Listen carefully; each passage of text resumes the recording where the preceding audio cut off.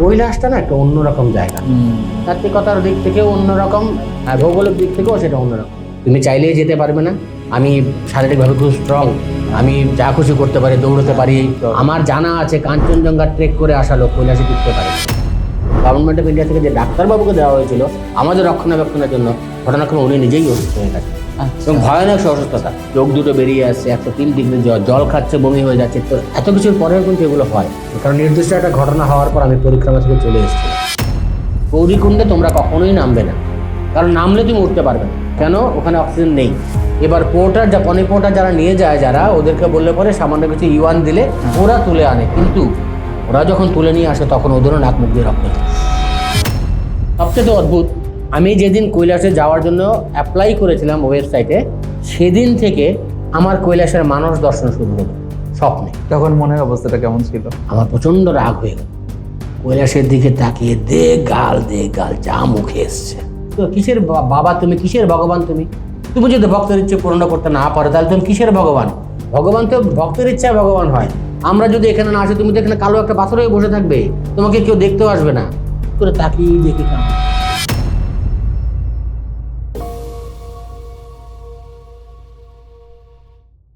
নমস্কার, Nath the cosmic সাউন্ডের আরেকটা নতুন এপিসোডে আপনাদের সবাইকে আরও একবার স্বাগত জানাই। আর ইতিমধ্যে আপনারা জেনেই গেছেন যে আজকে আমাদের বিশেষ পর্বটি তৈরি হয়েছে কৈলাস মানসরোবর যাত্রা নিয়ে। আর আজকে আমাদের অতিথি হচ্ছেন প্রসেনজিৎ চক্রবর্তী মহোদয়। আপনাকে অনেক অনেক স্বাগত আমাদের স্টুডিওতে। নমস্কার। আমি প্রথমেই এটা জানতে চাইবো যে কৈলাস মানসরোবর আমাদের সবার একটা ড্রিম থাকে ওই জায়গাটায় যাওয়া। তোমার জীবনে এই যাত্রাটা কিভাবে শুরু হয়? আসলে কৈলাস যাওয়ার চিন্তা ভাবনা আমার ছোটবেলা থেকেই ছিল। এবার যত বড় হয়েছি, বাস্তব জগতে ঢুকেছি, ঢোকার পরেও কিন্তু ওই আবেগটা, কৈলাস সম্পর্কে যে আবেগটা বুকের মধ্যে থেকেই গেছে।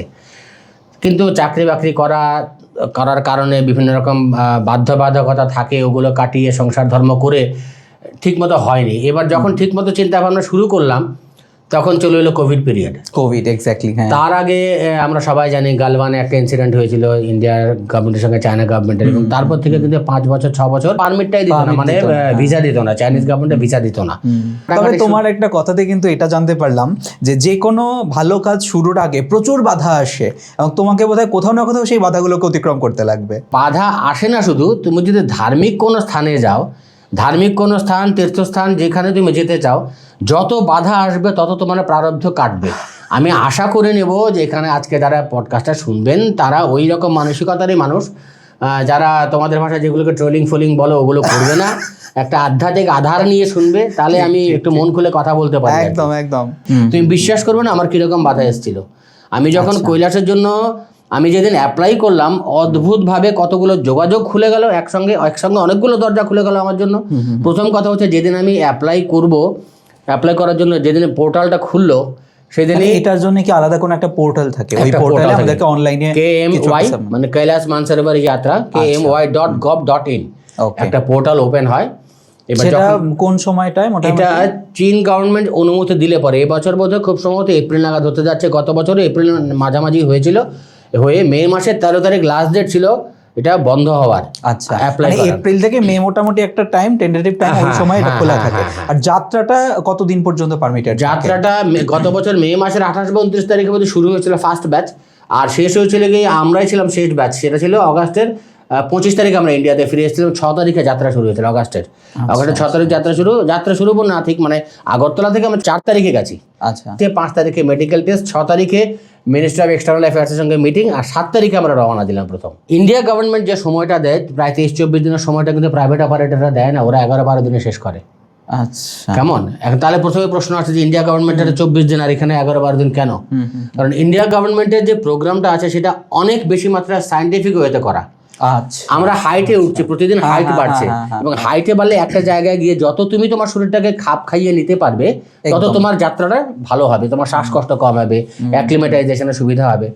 সেজন্য ইন্ডিয়া গভর্নমেন্টের যে প্রোগ্রামটা করা আছে, সেই জন্য সেখানে কিন্তু এই 23-24 দিনের নাথুলা পাস দিয়ে গেলে 23 দিন, এটাতে 24 দিন। আর এমনিতে কিন্তু প্রাইভেটে গেলে পরে তোমার 11-12 দিনে এসে নামিয়ে দেবে, যেখান থেকে শুরু হয়েছিল ওখানে শেষ করে দেবে ব্যাপারটা। আচ্ছা, কথা হচ্ছে যে ইন্ডিয়া গভর্নমেন্টের যে প্রোগ্রামটা সেটা কিন্তু হয় দুটো রুট দিয়ে যায়, একটা হচ্ছে নাথুলা পাস আর একটা হচ্ছে গিয়ে উত্তরাখণ্ড দিয়ে যাচ্ছে, সেটা হচ্ছে গিয়ে ধারচুলা হয়ে যেটা যায় আর কি। তো ওখান দিয়ে গেলে পরে কিন্তু ধীরে ধীরে ধীরে ধীরে হাইটটা কন্টিনিউয়াসলি বাড়তে থাকে। আচ্ছা আচ্ছা। তো বাড়ে কমে এরকম চলে, কিন্তু টোটাল যে জার্নিটা আছে সেটা যদি এই 23-24 দিনের প্রোগ্রামে গিয়ে শরীর খাপ খাইয়ে নিয়েও কিন্তু অনেকের সমস্যা হয়। এবং আমাদের সঙ্গে কিন্তু একটা ইয়াং ছেলে 27-28 বছরের ছেলে কিন্তু চায়নাতে ঢুকে ওখান থেকে শ্বাসকষ্টের জন্য ফেরত এসছে।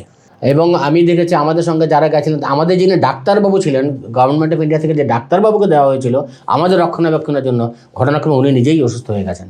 এবং ভয়ানক অসুস্থতা, চোখ দুটো বেরিয়ে আসছে, 103 ডিগ্রি জল খাচ্ছে, বমি হয়ে যাচ্ছে, 3-4 দিন ওনাকে জমে মানুষের টানাটানি গেছে। তো এত কিছুর পরেও কিন্তু এগুলো হয়, কারণ জায়গাটা আমাদের ভাষায় সুবিধের নয়। কারণ হচ্ছে যে সব কিছুর অ্যাগেন্সটে তোমাকে চলতে হবে। কিন্তু সব কথা শেষ কথা একটাই বলে রাখি, সেখানে সেই যেতে পারবে যাকে কৈলাসপতি চাইবে। তুমি চাইলেই যেতে পারবে না, ব্যাস তুমি চাইলেই যেতে পারবে না। আমি শারীরিকভাবে খুব স্ট্রং, আমি যা খুশি করতে পারি, দৌড়তে পারি, আমি আমার জানা আছে কাঞ্চনজঙ্ঘা ট্রেক করে আসা লোক কৈলাসে টিকতে পারেনি। এবং এটাও একটা কারণ যে কৈলাসে আজ পর্যন্ত কেউ উঠতে পারেনি, এটা কিন্তু ঘটনা। আজ পর্যন্ত কৈলাসে তো উনি তোমাকে চিঠি পাঠালেন, তারপর তুমি সাবমিট করলে অনলাইনে? না, চিঠি না, সেটা খুললো, পোর্টালটা খুললো। খোলার পরে প্রথম দিন আমি যখন নাকি অ্যাপ্লাই করতে গেলাম তখন টেকনিক্যাল গ্লিচ শুরু হয়ে গেল, ওটা আর এগোনো যাচ্ছে না। আমি মেল টেল করলাম, ইন্ডিয়া গভর্নমেন্ট এখানে কার মেল কে দেখে, 140 কোটি দেশের লোক, উত্তর আসে না যথারীতি। তো আমি ভাবলাম ঠিক আছে করব, সময় তো আছে অনেক। দিন বয়ে যাচ্ছে, এমন সময় আমার এক বান্ধবী আছে দিল্লিতে, ও আমাকে মে মাসের 13 তারিখে ফোন করলো, কিরে তুই অ্যাপ্লাই করেছিস?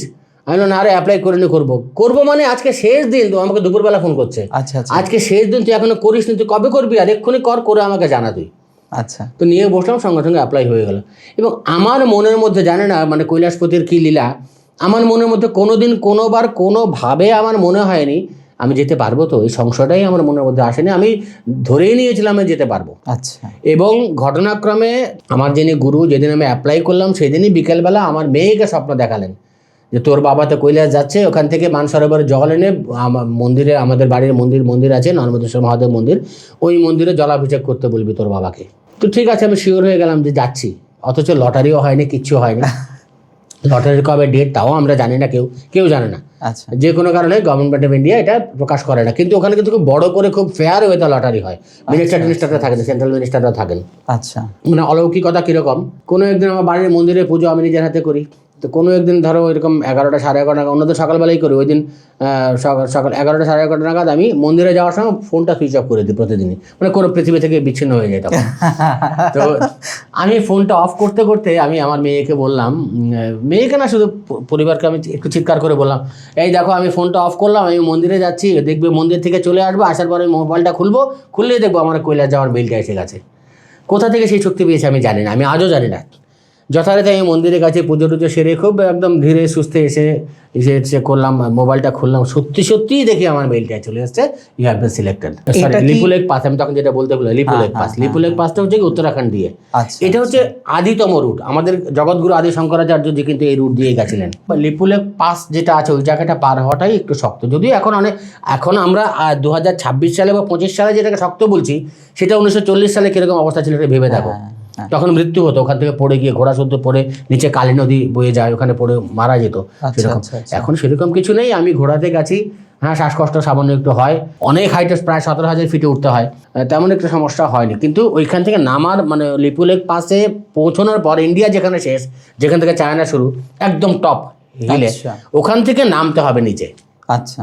সেটা কিন্তু ঘোড়ায় হবে না। তো সেই জন্য চায়নাতে যখন ঢোকাটা সেটা কিন্তু আমরা হেঁটেই গেছি। আর ওইখানটাতে প্রচণ্ড ঠান্ডা, প্রচণ্ড বাতাস, প্রচণ্ড বরফ পড়ছে, প্রচণ্ড বৃষ্টি হচ্ছে, এই অবস্থা, দাঁড়িয়ে থাকা মুশকিল, মানে পাথরের আড়াল খুঁজতে হয় দাঁড়ানোর জন্য। তো ওখানেই ওদের চাইনিজ গভর্নমেন্টের প্রতিনিধিদের কথা ছিল ওখানেই পাসপোর্ট চেক করবে, কিন্তু এই অবস্থা দেখে ওরাও বলছে চলুন আপনার নিচে চলুন, আমরা নিচে গিয়ে করুন। তো নিচে অনেকখানি ভালো ওয়েদার ছিল, প্রবলেম হয়নি কোনো। তো এটা হচ্ছে লিপুলেকের কথা বললাম। আর নাথুলা পাস দিয়ে যেতে গেলে সেটা সিকিম দিয়ে রুট কোনটা, তুমি ওই আদি রুটটা ধরে গিয়েছিলে না? হ্যাঁ, রুটটা কিন্তু তোমার কাছে অপশন চাইবে তুমি কোন রুটে যেতে চাও। ওকে ওকে। এবার তুমি ঠিক করলে যেটাই গেল, এবার লটারিতে তোমার নামটা আসবে যে রুটের জন্য, বা তুমি সিলেকশন হয়েছে কিনা।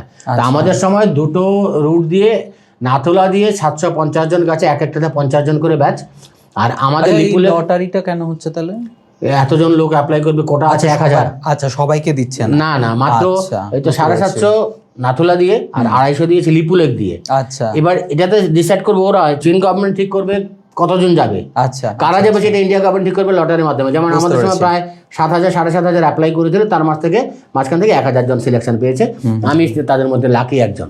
আচ্ছা লিপুলেক দিয়ে যাওয়ার একটা জিনিস কি, লিপুলেকের খরচাটা একটু কম হয়। আচ্ছা 1,74,000 টাকা গত বছরের গভর্নমেন্ট রেটটা ছিল। তার সঙ্গে অ্যাডিশনাল কস্ট আছে, যেমন ধরো তুমি যদি ওখানে ঘোড়ায় যাও, লিপুলেক পাশ দিয়ে ঘোড়ায় যেতে গেলে 3,500 টাকা যাওয়া আসার। আচ্ছা তুমি ওইখানে গিয়ে কৈলাসের যে পরিক্রমাটা হয়, কৈলাসের পরিক্রমা আমি পার্টটাতে পরে আসছি, শুধু একটু বলে দিই যে ওখানে পরিক্রমা তুমি ঘোড়ায় করতে পারো, আবার তুমি পায়ে হেঁটেও করতে পারো, তোমার ইচ্ছা সেটা। আচ্ছা কিন্তু ঘোড়ায় করতে গেলে ওখানে ইউয়ান কারেন্সিতে, মানে চাইনিজ কারেন্সিতে ইউয়ান বলে ওটাকে, ওখানে টাকায় ওদেরকে দিতে হবে। আমাদের ইন্ডিয়ান কারেন্সিতে আমরা 52,000 টাকা করে দিয়েছি। আচ্ছা তো তার মানে 52,000, এখানে 7,000, তো 1,74,000-এর সঙ্গে যা হবে ওটা ফিক্সড। তার সঙ্গে তুমি কি করবে বা না করবে, তুমি কিভাবে যাবে কি করবে সেটা তোমার ব্যাপার, তোমার কত টাকা খরচা হবে মোটামুটি একটা ধারণার জন্য বলছি। লিপুলেক পাশ দিয়ে গেলে যখন ওখানে 7,000 আর 52 সাথে 59, তার সঙ্গে টুকটাক খরচাপাতি কিছু একটা লাগে। ধরো তুমি ওই তোমার সঙ্গে যে পোর্টার গেল, ওকে তুমি টিপস দিলে, তাহলে কিছু টাকা এক্সট্রা লাগে, ধরো 4-5,000 টাকা আরো এক্সট্রা। এই যে প্যাকেজটা, এটার মধ্যে কি খাওয়া থাকে, টোটাল কস্ট, তোমার আর কোনো খরচা নেই। আচ্ছা আসা যাওয়া গাড়ি ভাড়া এগুলো সব ওরা অ্যারেঞ্জ করে, কিচ্ছু করার তোমার কিচ্ছু করতে লাগবে না। টোটাল জিনিসটা আমাদের সঙ্গে গত বছর আমরা যে গেছি, আমাদের সঙ্গে 4 জন কুক ইন্ডিয়া গভর্নমেন্ট থেকে দিয়েছেন। আচ্ছা আচ্ছা 2 জন লিয়াজন অফিসার গেছেন, একজন হচ্ছেন গিয়ে আইএস অফিসার ওম প্রকাশ জি, উনি additional secretary ministry of external affairs. আরেকজন ছিলেন আইটিবিপির আইজি মনু মহারাজ, উনিও, এই 2 জন গেছিলেন। এবার 2 জন দুটো দিক সামলেছেন, মানে আমাদের কোনো রকম কোনো ঝামেলা পোহাতে হয়নি, কিচ্ছু না, একদম কিচ্ছু না, যা শরীরটা নিয়ে চলা। আর আমার ফর্মুলা যেটা ছিল, শিবের পায়ে মাথাটা অর্পণ করে বলেছে আনন্দম, তুমি আমাকে নিয়ে চলো, তোমার পায়ে আমি এসেছি, তুমি আমাকে নিয়ে চলো। আর তবে এটাও বলে রাখি, ওইখানে যেমন চীনে ঢুকে যাওয়ার পর থেকে সব 5 স্টার ক্যাটাগরি হোটেল, সব আচ্ছা অসাধারণ সব অ্যারেঞ্জমেন্ট করা আছে। শুধু দেরাপোক যে জায়গাটা আছে, পরিক্রমার প্রথম দিন যে জায়গাটা, আগে ওখানে তাঁবু খাটিয়ে থাকতে হতো, এখনও হোটেল হয়েছে, কিন্তু এখনও আন্ডার কনস্ট্রাকশন। প্রাকৃতিক কাজের জন্য কিন্তু বাইরেই যেতে হবে, পুরুষ মহিলা নির্বিশেষে। সামনে কৈলাস দেখা যাচ্ছে, তার উল্টো দিকে তুমি বসে তোমার প্রাকৃতিক কাজ ছাড়তে হবে, এটাই পরিবেশ এখনও আছে। যদিও আমরা যেদিন ফিরে, আমরা লাস্ট ডে যেদিন চায়নাতে ছিলাম, সেদিন চাইনিজ গভর্নমেন্ট আমাদেরকে সম্বর্ধনা দিয়েছিল। ওখানে ওরা কিন্তু কমিটমেন্ট করেছে যে তোমাদের কোন কোন জায়গায় অসুবিধা হচ্ছে সেটা আমরা জানি, আমরা কথা দিচ্ছি, আমরা সামনে আমরা করে দেবো। আচ্ছা তো না চালায় বিশ্বাস নেই ভাই, যতক্ষণ পর্যন্ত তবুও মানে আমরা যে কাজের জন্য গেছি সেটাকে মুখ্য উদ্দেশ্য ধরে রেখে বাকি সমস্ত কিছুকেই পেছনে ফেলে রেখেছি, এগুলো ইগনোর করে আমরা এগিয়ে গেছি। কারণ ওই দিকে চোখ গেলে তো আসল জায়গা থেকে ফোকাসটা চলে যাবে। দেখো, একটা সংস্কারতা বাঁধে, এখানে কৈলাসের সামনে বসে আমি প্রাতঃকৃত সারছি, সংস্কারতা বাঁধে, কিন্তু কি করব, নিরুপায়, তখন কিছু করার তো নেই। তারপরে সবচেয়ে বিপজ্জনক হচ্ছে গিয়ে বরফ পড়ছে, বৃষ্টি হচ্ছে, তার মধ্যে তুমি তো বাইরে যেতে হবে, কারণ প্রকৃতির ডাকে সাড়া দিতে গেলে, তুমি ছোট প্রকৃতির ডাকে সাড়া দিতে গেলেও তোমাকে বাইরে যেতে হবে, বড়টার জন্যও যেতে হবে, কিছু করার নেই, তোমাকে অ্যাডজাস্ট করতে হবে। এই 2টো জায়গা বাদে আর বাকি কোথাও কোনো রকম সমস্যা আমরা ফেস করিনি। ইভেন মানসরোবরে যে আমরা 2 দিন ছিলাম, সেখানে কিন্তু একটু বলে রাখি, ওখানে চায়নার সঙ্গে আমাদের টাইম ডিফারেন্স 2 ঘন্টা, ওরা 2 ঘন্টা এগিয়ে, মানে ওদের সন্ধ্যা হচ্ছে 9:30, আর ওরা মানসরোবর যেটা দিচ্ছে সোলার লাইট, 9:30 থেকে 11:30 তুমি লাইট পাবে, তারপরে ঘুটঘুটে অন্ধকার। আচ্ছা তবে সেই অন্ধকারটা ভালো। আচ্ছা কেন ভালো? তারার বৃষ্টিটা দেখা যায় মানসরোবরে, যেটা হয় সবাই যেটা বলে যে বাবা আসেন চান করতে, দেবতারা আসেন চান করতে। আমি যেহেতু একটা পাবলিক প্ল্যাটফর্মে আমি সেভাবে বলছি না, অনেক ঢেকে ঢেকেই কথা বলছি, যে আমি ধরে নিলাম এটা মেটিওর, তারা বৃষ্টি হচ্ছে, কেমন তো তারা বৃষ্টি হচ্ছে, খুব সুন্দর তারা বৃষ্টি দেখেছি, আরও অনেক কিছু দেখেছি, কিন্তু প্রশ্নটা একটাই, যুগ যুগ ধরে একটা জায়গাতেই বারবার কেন তারা বৃষ্টিটা হবে? এখানে উমাকান্ত মাঠে গেলে আমরা কেন দেখি না, কেন ওইখানটাতেই হবে? এই প্রশ্নটা কিন্তু একটা খুব জটিল প্রশ্ন, সে যার উত্তর হয়তো বা কৈলাসপতি জানেন, আর বাকি বিজ্ঞানীরা কিছুটা তো তুমিও জানো, আমাদের সঙ্গে শেয়ার করো কিছু। না, শেয়ার যে করবো, দেখো কথা হচ্ছে কি জানো তো, আমি সবসময় একটা কথা বলি, আমি নিজেকে উন্নাসিক ভাবি না, কিন্তু বিজ্ঞান যেখানে শেষ হয় সেখান থেকে আধ্যাত্মিকতা শুরু হয়, এটা আমার দৃঢ় বিশ্বাস। হয়তো বা হয় সেরকম আধ্যাত্মিক স্তরে যারা অনেক বেশি উন্নত, যেমন আমরা যেটা শুনি যে স্বামী বিবেকানন্দ রামকৃষ্ণ ঠাকুরকে প্রশ্ন করেছিলেন, তুমি আমাকে কালী ঠাকুর দেখাতে পারবে? বলেছিল হ্যাঁ দেখাতে পারবো, তুই আয়, কপালে ধরেছিলেন, দেখিয়েছিল। সেই ক্ষমতা তার আমাদের নেই। সুতরাং আমাদের অনুভূতিটা আমরা শেয়ার করতে পারবো, বিশ্বাস করা না করা সবটা যার যার আধারের উপর, সমালোচনা করা, ট্রোল করা, সবটা যার যার আধারের উপর নির্ভর করবে, ওরা কিভাবে সেটা নেবে। শুরু থেকে যে অ্যাপ্লাই করলাম, লটারি হলো, লটারিতে নাম এলো, তারপর থেকে ফিজিক্যাল প্রিপারেশন নিতে হয় বাবা, একটা ভীষণভাবে একটা প্রিপারেশন নিতে হয়। কেন? খুব টাফ জার্নি, আমি নিজে তোমাকে বলছি যে আমি আমার জীবনে বহু তীর্থক্ষেত্রে গেছি এবং আমার জীবনে আমার দ্বাদশ জ্যোতির্লিঙ্গ হয়ে গেছে, নর্মদা পরিক্রমা হয়ে গেছে, প্রায় 24-25টা শক্তিপীঠ হয়ে গেছে। আমার তেমন কোনো সমস্যা কোনোখানে হয়নি এবং ওঙ্কারেশ্বর পরিক্রমা করেছে 5 বার 6 বার করে, তীক্ষ্ণ রোদ, উঁচু খাড়া চড়ায় 6-7 ঘন্টা হেঁটে করে আমার সমস্যা হয়নি কিছু। কিন্তু কৈলাসটা না একটা অন্যরকম জায়গা, অন্যরকম জায়গা, আধ্যাত্মিকতার দিক থেকেও অন্যরকম, প্লাস এটা যে জায়গায় অবস্থিত, হ্যাঁ ভৌগোলিক দিক থেকেও সেটা অন্যরকম। সেজন্য একটা ফিজিক্যাল প্রিপারেশন সবারই থাকতে হয়।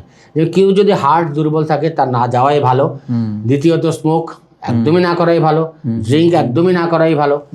তারপরে ধরো যাদের শ্বাসকষ্ট আছে কোনো মতেই ওখানে যাওয়া উচিত নয়, কারণ অক্সিজেন লেভেল অনেকটাই কম, অক্সিজেন লেভেল এমনিতে কম। আর তারপরেও যেটা অনেকেই বিরক্তি বোধ করেন সেটাতে, যেটা নাকি প্রাইভেটে নেই।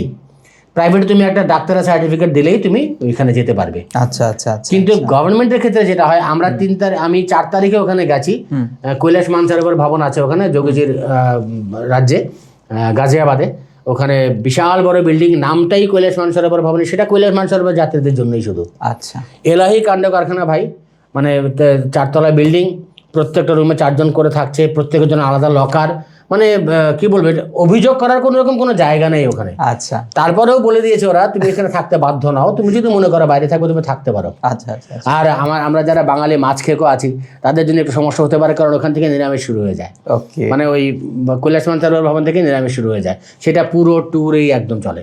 তো ওখান থেকে গেলাম, দেখলাম। এবার পরদিন সকালবেলা হচ্ছে কি অগ্নি পরীক্ষা। অগ্নি পরীক্ষাটা কি, তোমার সারাদিন তোমার ফিজিক্যাল টেস্ট হবে। আচ্ছা আচ্ছা।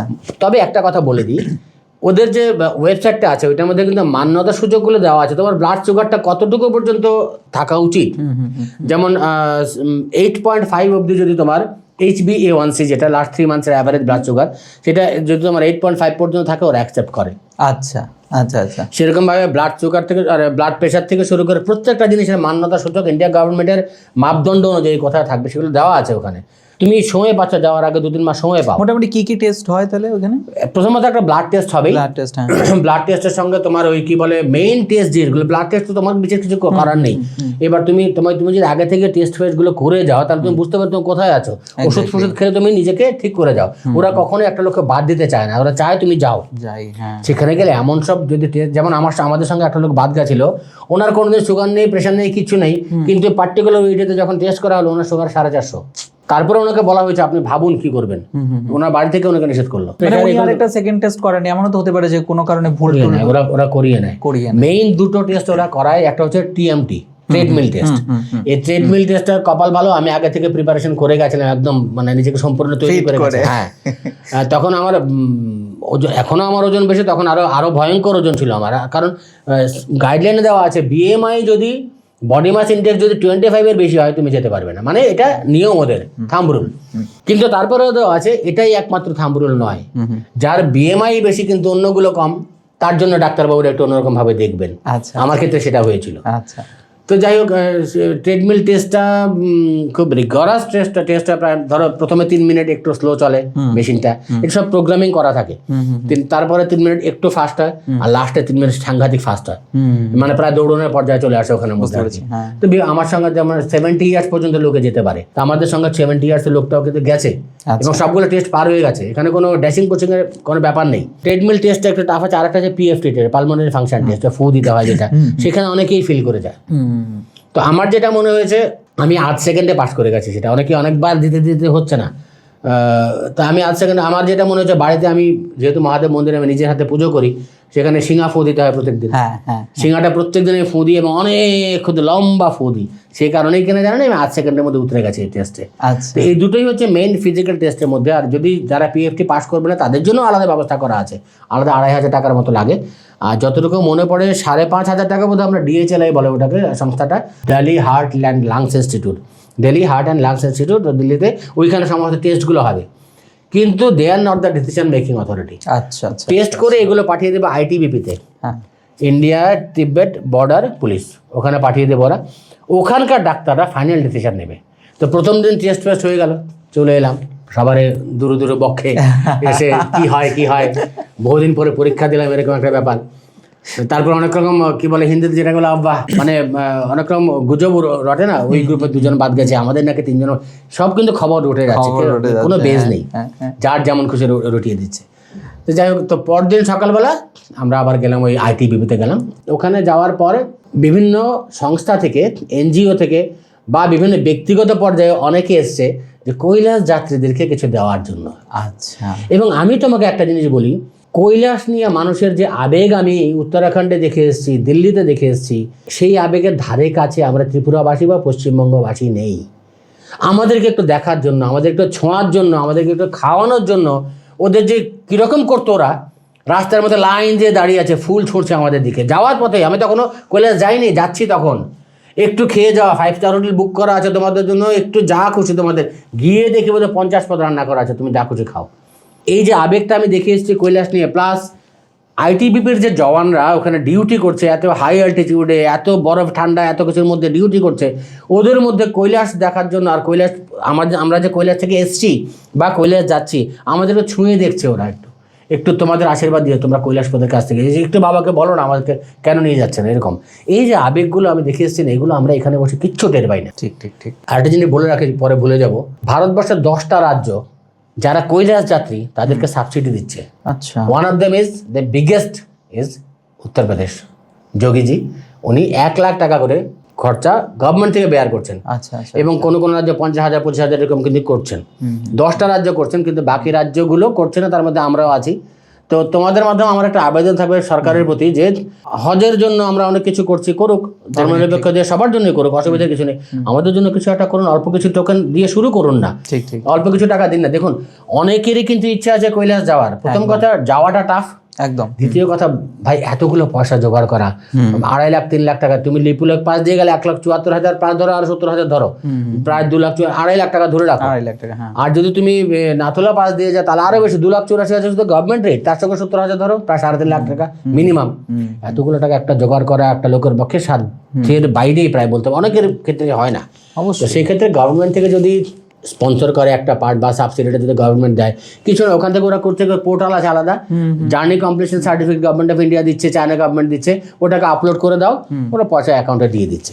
আচ্ছা। তো এই জিনিসগুলো যদি আমাদের সরকারও করে, তাহলে আমাদের এখান থেকে, আমি যতদূর জানি গত বছর নর্থ ইস্ট থেকে শুধু আমি গেছি। এইবার আসল সময় এলো, ডাক্তারবাবুরা ডাকা শুরু করলেন, প্র্যাকটিক্যাল ওটা হসপিটাল, আচ্ছা। ডাক্তারবাবু ডাকা শুরু করলেন।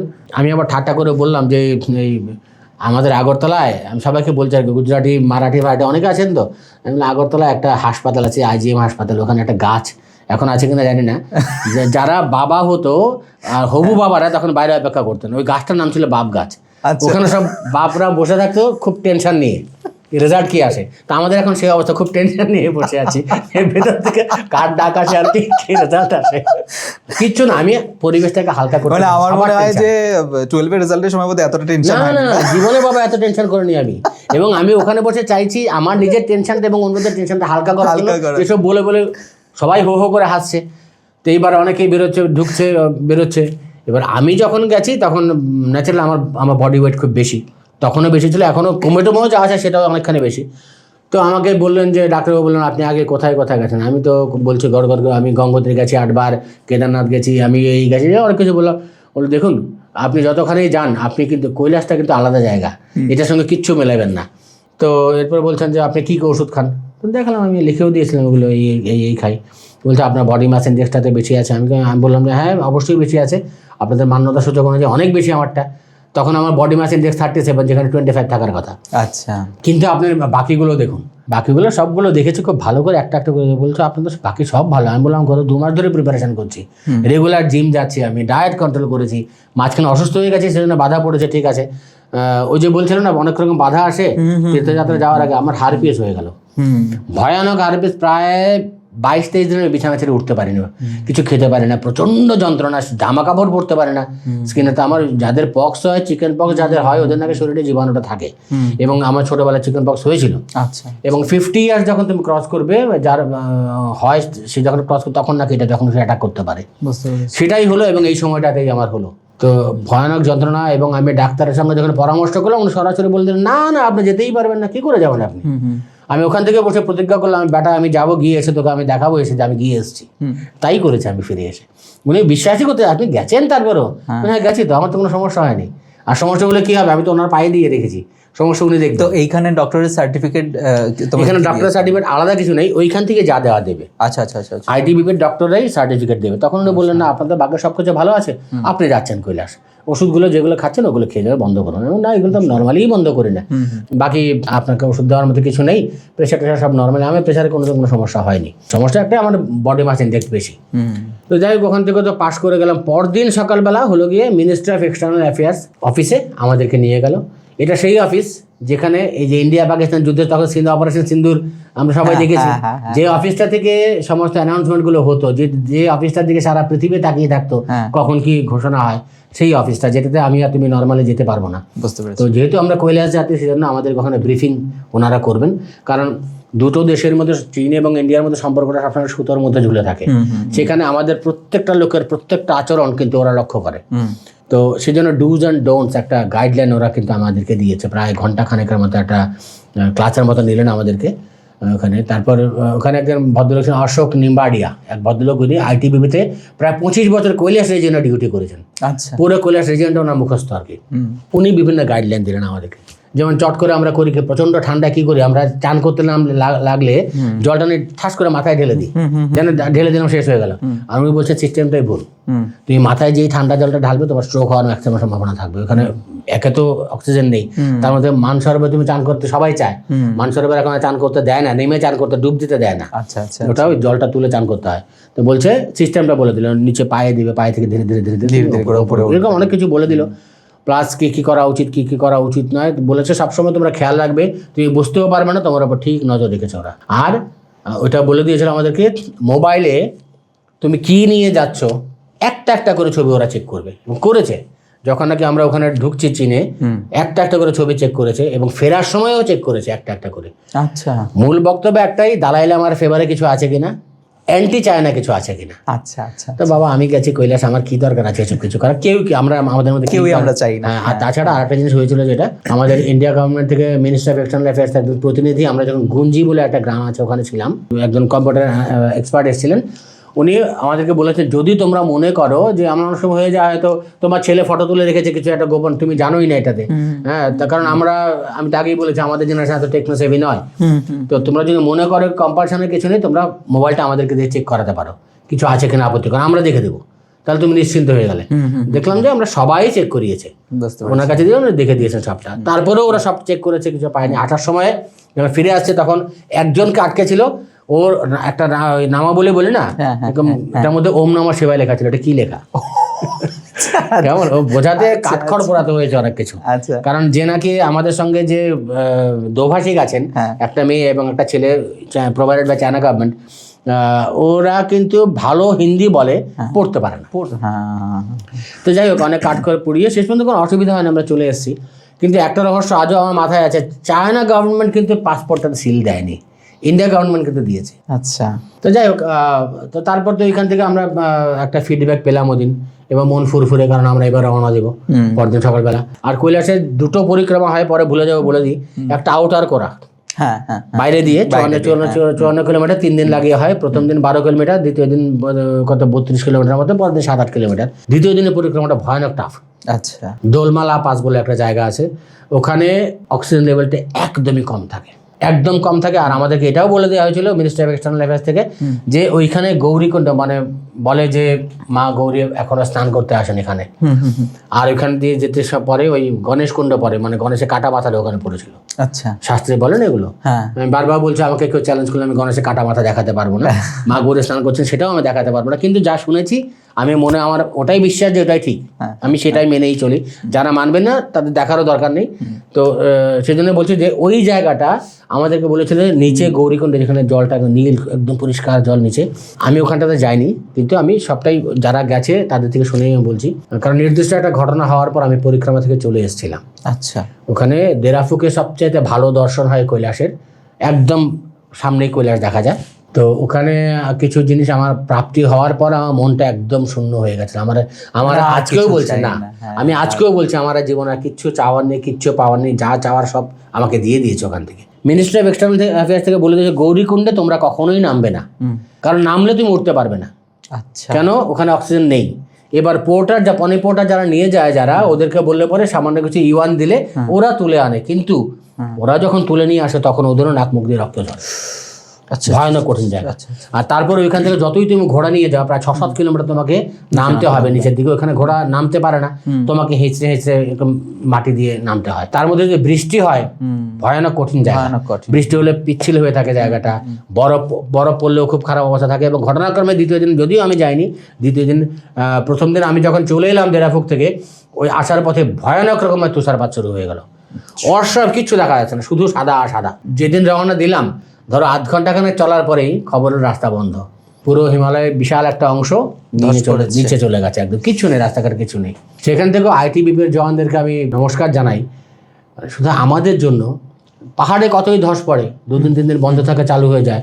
শুধু যেহেতু আমরা কৈলাস যাত্রী, পুরো অ্যাডমিনিস্ট্রেশনকে অ্যালার্ট করে দেওয়া হয়েছে, কৈলাস যাত্রীরা আসছে, ওদের জন্য ব্যবস্থা করতেই হবে। এবং ওখানকার যিনি ডিস্ট্রিক্ট ম্যাজিস্ট্রেট, ওনার এখানে কন্ট্রোল রুম তৈরি হয়েছে, পুলিশ, এসডিএম, ডিএম পুরো টিম মিলে মানে পুরো রাস্তা তৈরি করে, আমাদের গাড়ি এই পারে রয়েছে, আমরা নেমে উপর থেকে ধস কন্টিনিউয়াস পড়ছে, ওরা তৈরি করছে আর নামছে, তৈরি করছে আর নামছে, বৃষ্টি পড়ছে, তার মধ্যে ওরা নিজের জীবনটাকে বাজি রেখে আমাদের হাত ধরে ধরে, ওরা কিন্তু তাকাচ্ছেও না পেছন দিকে কি নামছে, শুধু আমাদেরকে নেওয়ার জন্য আমাদেরকে ধরে ধরে ধরে পার করে, তোমাদেরকে যাতে সেফলি পার করে দেয়। এবং ওপারে গিয়ে দেখলাম যে থানা থেকে ওসি গাড়ি নিয়ে এসছেন। আমরা যেহেতু যেতে পারবো না, লোকাল সিন্ডিকেট থেকে প্রচুর গাড়ি টাড়ি নিয়ে এসছে, আমাদেরকে কিন্তু ওরা সেফলি আবার পৌঁছে দিল রাত্রে, যেখানে মানে আমাদের যে প্রোগ্রামটা যেন ঠিক থাকে, 24 দিনের প্রোগ্রামটা যেন 24 দিনেই থাকে, এই টাকা গোড়া ওরা চেষ্টা করে গেছে। তো তারপর যাই হোক, এরপর তো গেলাম ধারচুলা, ধারচুলা হচ্ছে নেপাল ইন্ডিয়ার বর্ডার। আর নেপাল ইন্ডিয়ার বর্ডারে একটা খুব মজার জিনিস আছে, কালী নদীটা যেখান দিয়ে গেছে সেটা হচ্ছে ইন্ডিয়ার বর্ডার। আচ্ছা আচ্ছা, কোনো ফেন্সিং কিছু নেই, ওই বর্ডার হচ্ছে নদীটা। কৈলাস কিন্তু আমরা যেটাকে কৈলাস বলি, কৈলাস কিন্তু 5টা আছে। 5টার মধ্যে আমরা আসল কৈলাসটা যাব, যেটা কোনো এক সময় ইন্ডিয়ার কাছে ছিল, 62 যুদ্ধের পর এটা চলে গেছে ওদের কাছে, চীনে। এই একমাত্র লিপুলেক পাশ দিয়ে গেলেই কিন্তু আদি কৈলাসের দর্শন হয়। আচ্ছা, এটা বাকি 4টে কৈলাস কিন্তু ইন্ডিয়াতে, 3টে হিমাচল প্রদেশে, একটা আদি কৈলাস যেটা সেটা হচ্ছে উত্তরাখণ্ডে, আর একটা তো অরিজিনাল কৈলাস ওইখানে। আমরা কিন্তু যাওয়ার সময় আদি কৈলাস দর্শন হলো আমাদের। আচ্ছা আচ্ছা আচ্ছা, আদি কৈলাসটার মাহাত্ম্য কি, ওখানে ওটা হচ্ছে বাবা মায়ের বিয়ে হয়েছিল, ওখানে ওনারা ছিলেন অনেকদিন। নামার পরে যখন নাকি আমাকে বললো যে বাবা নে পিছলে 15 দিন ওসে দর্শন নিয়ে দিয়া, আমি বললাম এতগুলো লোক এসে কি ফায়দা করার জন্য নাকি দর্শন দেবো না, দেখি না কিভাবে দর্শন না দেয়। আচ্ছা, ভেতরে নর্মদেশ্বর মহাদেব বাইরে প্রতিষ্ঠিত আছেন ওপেন এয়ারে, পেছনে নন্দী মহারাজ, আর বিশাল একটা ঝিল আছে, ওইটা আদি কৈলাস থেকে বরফের জলটা ওইখানটা জমে আর কি। আচ্ছা, আর এখানে মন্দির আছে একটা মহাদেবের আর পার্বতী মায়ের মন্দির। অলৌকিক ছোট্ট একটা ঘটনা তোমাকে বলি, আমার বইটাতে এগুলো আমি লিখেছি, যতটুকু লেখা যায়, যতটুকু বলা যায় আমি ততটুকুই বলবো। আমার বিশ্বাসটা আমি আলাদা করে বাইরে আনতে চাই না, আমার বিশ্বাস আমার বুকেই থাক। ওখানে লোকের সঙ্গে আমাদের যারা গেছে ওদের সঙ্গে ঘুরছি, এবার ভেতরে মন্দিরে গেছি, মন্দিরে গিয়ে প্রণাম করলাম, প্রণাম করে আমার একটা খুব বাজে অভ্যাস বলো বা একটা কুচিতে অভ্যাস বলো, যেটাই বলো, আমি যে মন্দিরে যাই সবার থেকে আলাদা হয়ে চুপচাপ দাঁড়িয়ে থাকে, সবাই গেলে ফাঁকা হলে বা পুরোহিতের সঙ্গে একটু লাইন করি, না একটু লাইন করি। আচ্ছা, এই মন্দির থেকে বিশেষ একটা কিছু আমাকে দাও। আচ্ছা আচ্ছা আচ্ছা, যথারীতি ওই মন্দিরও আমি বললাম আমার কাছে অনেক সম্পদ আছে, অনেক সম্পদ দেয়, অধিকাংশ জায়গাতে আমাকে দেয়। তো আমি বললাম যে এরকম আমাকে একটা কিছু দাও না তোমার এই মন্দির থেকে, এটা তো সাংঘাতিক বিখ্যাত জায়গা, বিখ্যাত বলবো না ঠিক, একটা সিদ্ধ জায়গা এটা, তুমি আমাকে একটা কিছু দাও। ও অল্প বয়সী ছেলেটা বললো अंकल अभी तो बहुत भीड़ है, आप थोड़ी देर बाद आ जाइए, सबके साथ काम निपटाने के बाद, ঠিক আছে मैं दूंगा आपको, आप आ जाइए। তো ঠিক আছে, এরপর একটু মন্দির থেকে বেরিয়ে দেখলাম একদম হাসি দিয়ে রোদ্দুর উঠেছে, পুরো আদি কৈলাস সামনে দেখা যাচ্ছে। আদি কৈলাসে ওই যে বললাম বিশ্বাসে মেলায় বস্তু তর্কে বহুদূর, আমার কাছে ছবিগুলো আছে এখনো, চাইলে তোমাকেও আমরা দেখাতে পারবো। আদি কৈলাসে গণেশের মুখটা পরিষ্কার একদম, একদম পুরো গণেশের মুখটা, একদম নিচে মা পার্বতীর বাহন সিংহটা পরিষ্কার দেখা যায়। এগুলো সবগুলো আমি তোমাকে দেখাতে পারবো, যে কেউ দেখতে চাইলে আমার কাছে দেখে যেতে পারে। অনেকক্ষণ ছিল সেটা, মাঝখানে একটু ঢাকলো, আবার পুরো পরিষ্কার হয়ে গেছে অনেকক্ষণ। এবার আমি একটা কোণ খুঁজছি যেখান থেকে আমি দাঁড়িয়ে ভালো করে দেখতে পারবো। এবার কিন্তু আমি আলাদা হয়ে গেছে ওখান থেকে, আমি জানিও না আলাদা হয়ে গেছে। একটা মহিলা ওই কি বলে মন্দিরটা ঠিক পেছনেই একটা কুর্মাবতার আছে, মানে কচ্ছপের একটা মূর্তি আছে, কৈলাসের দিকে তাকিয়ে নিচে বসানো, আর বেশ কিছু ত্রিশূল আছে। ওটা মন্দিরের যে এরিয়া দেওয়া আছে, বাউন্ডারি দেওয়া আছে, তার বাইরে একটা মহিলা ওইখানে পরিষ্কার করছেন ওই জায়গাটা, অনেকক্ষণ ধরে পরিষ্কার করছেন। আর আমি টার্গেট করেছি ওই জায়গাটাতে গেলে বাবাকে সবচেয়ে ভালো দেখা যাবে। এই মহিলাও সরে না, আমিও যেতে পারি না, মনে মনে বিরক্ত হচ্ছি। তো ওই যাকে বলে বাংলায় গোষ্ঠী তুষ্টি করছে, মহিলা সরে না এখান থেকে, খালি বাবা শুধু ওনারই, আমাদের কেউ না, আমরা তো দূর থেকে এসেছি, উনি কোথা থেকে এসেছেন কে জানে, একটা এত ঠান্ডা এখন মনে পড়ে আর কি এগুলো, এত ঠান্ডা বরফ পড়ছে এখানের মধ্যে, মানে কৈলাস বরফে ঢাকা, আমাদের সোয়েটার ফোয়েটারে পরা আছে, জ্যাকেট পরা আছে। এই মহিলাটার গায়ে একটা পাতলা চুড়িদার, আর ওপরে কি পরে মেয়েরা যেগুলো পরে চুড়িদার উপরে যা পরে, মানে সোজা কথা পাজামা পাঞ্জাবির মতো পাতলা সাদা রঙের একটা। এই মহিলাটা না হঠাৎ করে আমাকে ডাকলেন, আচ্ছা, বেটা ইধারা, অনেক বয়স্ক মহিলা। তো আমি গেছি, আমাকে বলছে তুই তো বাবা কে লিয়ে कुछ लाए नहीं ना, আমাকে বলছে। আমি হেসে দিয়েছি, माताजी मैं बाबा के लिए क्या लाऊं, बाबा जो देते हैं वही चीज़ हम लोग बाबा को दोबारा सौंपते हैं, तो बाबा के लिए लाने वाला मैं कौन होता हूँ। नहीं नहीं बेटा, बाबा ना तेरे लिए सुबह से इंतज़ार कर रहा है, तू तो बहुत दिनों से बाबा के पास जाता नहीं है ना। কী হয়েছে ঘটনা, যেদিন থেকে কৈলাস যাওয়ার জন্য অ্যাপ্লাই করেছি হঠাৎ করে মনটা যেন কীরকম হয়ে গেছে। এই পুজো করবো, পুজো করলেই খালি বাবার প্রতি ভক্তি হয়, কয়েকটা সংস্কৃত মন্ত্র উচ্চারণ করলাম তাহলেই বাবার প্রতি ভক্তি হলো, আর এখানে যে বুকের প্রত্যেকটা ধকধকানের সাথে বাবার নামটা আসছে সেটাকে ভক্তি নয়। ধর করবো না পুজো, না করলে দেখি না কী হয়। আচ্ছা, আমি পুজো করে নিই, যাওয়ার আগে প্রায় 1 মাস 1.5 মাস পুজো করে নিই। এবং ঘটনাক্রমে যেদিন আমরা আদি কৈলাস গেছি সেদিন ছিল শ্রাবণ মাসের শেষ দিন। আচ্ছা, তার আগের দিন আমার মিসেস আমাকে ফোন করে বলেছে তুমি তো থাকতেও পুজো করে যাও না এখান থেকে, তুমি কিন্তু বাবাকে কালকে জল দেবে একটু, কালকে শেষ দিন শ্রাবণ মাসে। দেবো, ঠিক আছে। ওইখানেই নর্মদেশ্বর মহাদেবের বিশাল মন্দির আছে যেখানে আমরা আছি আইটিবিপির এখানে, সামনেই ওম পর্বতটা, একদম ওম পর্বতের সামনেই আমরা ছিলাম, মানে ওম হয়ে আছে প্রাকৃতিকভাবে। ওখানে নর্মদেশ্বর মহাদেবের বিশাল মূর্তি আছে, বিশাল শিবলিঙ্গ আছে। আমি জল দিলাম না। এইবার ওইখানে গেছি, মাতাজি আমাকে বলছে তুই তো বহুত দিন से बाबा के पास जाते नहीं है ना, तेरे लिए सुबह से इंतजार कर रहे हैं, जा बेटा उसे और इंतजार मत करवा। তো আমি তাকিয়ে আছি, উনি কী করে জানছেন যে আমি পুজো দিচ্ছেন অনেকদিন ধরে। আমার যেন কীরকম একটু লাগলো, এখন তো পুরনো হয়ে গেছে এই লাইনে, তো কিছু কিছু আঁচ পেয়ে যায়, আগে যেগুলো বুঝতেই পারতাম না। তাই বললেন ঠিক है মাতাজি, বাবা তো হ্যাঁ হি, पहले मैं आपके पैर छूऊंगा। তো বলে আমি পাটা ধরে নমস্কার করতে গেছি, ভাই এই যে এত সুন্দর পা আমি জীবনে দেখিনি। পাটা ছুঁলাম, ছুঁয়ে যে উঠতে যাব, মহিলা আমার মাথায় হাত দিলেন। মাথায় হাত দেওয়ার সঙ্গে সঙ্গে সারাটা শরীর একটু কাঁটা দিয়ে উঠলো একটু। আর এরপর না মহিলা আমাকে এরকম আদর করছেন, সমানে 2 হাত বুলিয়ে আদর, আর মাথার চুলগুলো নিয়ে খেলছেন, আর অজস্র সংস্কৃত আশীর্বাদ দিচ্ছেন। আর 3টে আশীর্বাদ আমার মনে আছে, বোধহয় 150 আশীর্বাদ আমাকে দিয়েছেন উনি। আমার 3টে আশীর্বাদ মনে আছে এখনো। একটা হলো গিয়ে যশস্বী ভবা, ধনবান ভবা, বিদ্বান বাবা, এই 3টে আমি শুনেছি। আর ডিস্টেন্সটা তোমার সঙ্গে আমার ডিস্টেন্স যতক্ষণ এরকম মনে হয়, 5 ছুতে গেলে কাছে আসতে হয়। ওনার বয়স কত 80-80 কাছাকাছি হয়তো ভাবে, কিন্তু একদম স্ট্রেইট, গায়ে শুধু পাতলা দুটো জামা, মুখের মধ্যে অজস্র বলে রেখা, আমি সামনে থেকে দেখছি। আর ভাই আমি একটা কথা বলি, অন্যভাবে নেও না, ওই যে রূপ, সন্তানের কাছে মায়ের যে রূপ, সেটা একটা পুরুষের কাছে নারীর রূপ নয়, সন্তানের কাছে মায়ের যে রূপ, সেই রূপ আমি কোনোদিন ভুলবো না ভাই। এত সুন্দর, আমি কী সব ভব বলছেন উনি, আমার শুধু 3টে কানে ঢুকেছে, আমি কিছু শুনতে পাচ্ছি না, শুধু ওনাকে দেখছি। এত সুন্দর উনি দেখতে। রং কি দুধে আলতা যে একটা শব্দ বাংলায় আছে, ওটা শিশু, দুধে আলতা দিয়ে ওই রঙকে প্রকাশ করা যাবে না, এত সুন্দর মায়ের রং। তো অনেকক্ষণ ধরে আমাকে শুধু সমানে মাথা চুলগুলো নিয়ে খেলছেন, আদর করছেন, আর সমানে বিড়বিড় করে বলছেন, এই ভবটা যত রকম ভব আছে বলছেন, অনেকক্ষণ বললেন। এবার আমাকে বলছেন যা বেটা আব খুশ হুয়া না, তো हाँ माँ अब खुश हूँ, जा बेटा और इंतजार मत करवा, तेरे लिए मैं सारा सामान लाया हूँ। अच्छा, तू तो बाबा के लिए कुछ लाए नहीं ना, तेरे लिए मैं सारा सामान लाया हूँ। এত বড় একটা সাদা রঙের একটা ফুল, তার সঙ্গে আতপ চাল, ওরা বলে আকসাত, মানে গোটা আতপ চাল অল্প একটু, আর তার সঙ্গে জব, এই 3টে জিনিস আমাকে হাতে দিয়ে, আমার মনে পড়ে যায় ছোটবেলা আমার ঠাকুমা যখন বয়স্ক মানুষরা দেখবে যখন কিছু একটা দিত হাতে দিয়ে আবার এই হাতটা মুড়ে দিত, হ্যাঁ, উনি আমাকে এইগুলো দিয়ে না, উনি আবার এইভাবে মুড়ে দিলেন, যা বেটা और इंतजार मत करवा, अच्छा से पूजा करके आ बाबा का। তো বলে আমি আবার প্রণাম করলাম। এবার অনেকক্ষণ হাত দিয়ে ধরলাম, পাটা ধরে প্রণাম করে উঠলাম, উঠে আমি গেছি বাবার এখানে। তারপর ওই আরেকজনকে বলে অনেক নিচে তখন ওই পার্বতী কুণ্ডের জল আনলাম, ওখান থেকে জল এনে বাবাকে স্নান করালাম, স্নান করে ফুল টুলগুলো সব কিছু দিলাম। হঠাৎ করে মনে হলো আমার, ওই মহিলাটা কোথায় দেখে তো একটু। আমি গেলাম, আর তাছাড়া মন্দিরেও কথা ছিল, আমাকে যেতে বলেছিল। আমি ওই জায়গাটা গেলাম, পুরো জায়গা খুঁজে নিলাম, কোথাও ওই মহিলা নেই। ওইখানে অনেকক্ষণ সময় আমি কাটিয়েছি, প্রায় 15 মিনিট আমি ওখানে কাটিয়েছিলাম মহিলার সঙ্গে।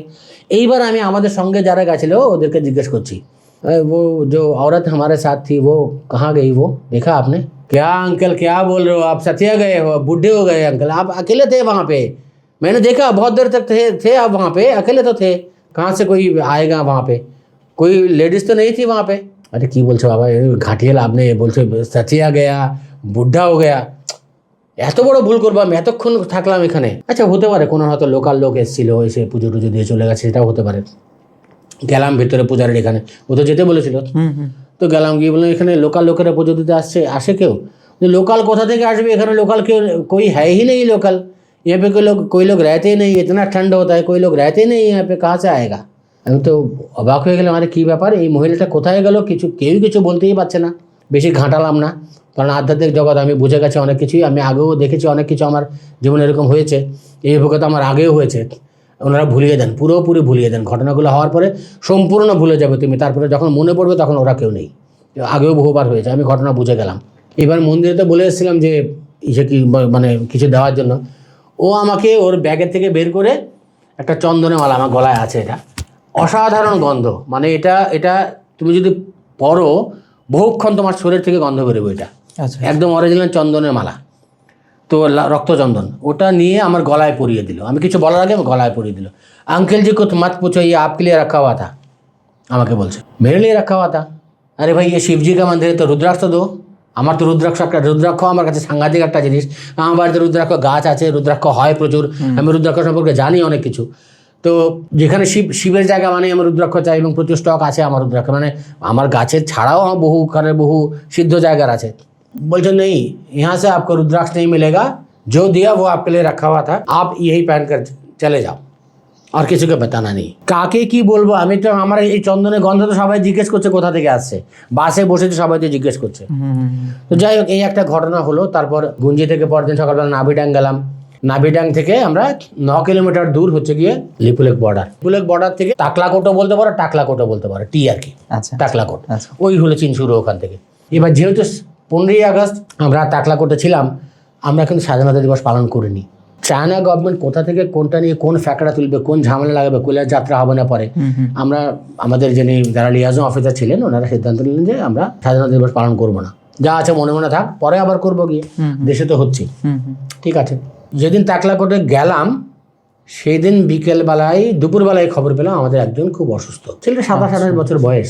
দেখো কৈলাসপতির লীলা, ছেলেটা আমি দেখেছি প্রত্যেকদিন ভোরবেলা যত ঠান্ডাই থাকুক একটা ধুতি আর পাঞ্জাবি না একটা গেঞ্জির মতো পরে, ধুতি পরে, একটা উত্তরীয় গেঞ্জি না একটা উত্তরীয় পরে, এইটুকু শিবলিঙ্গ নিয়ে ভোরবেলা পুজো করতে বসে যেত প্রত্যেকটা দিন।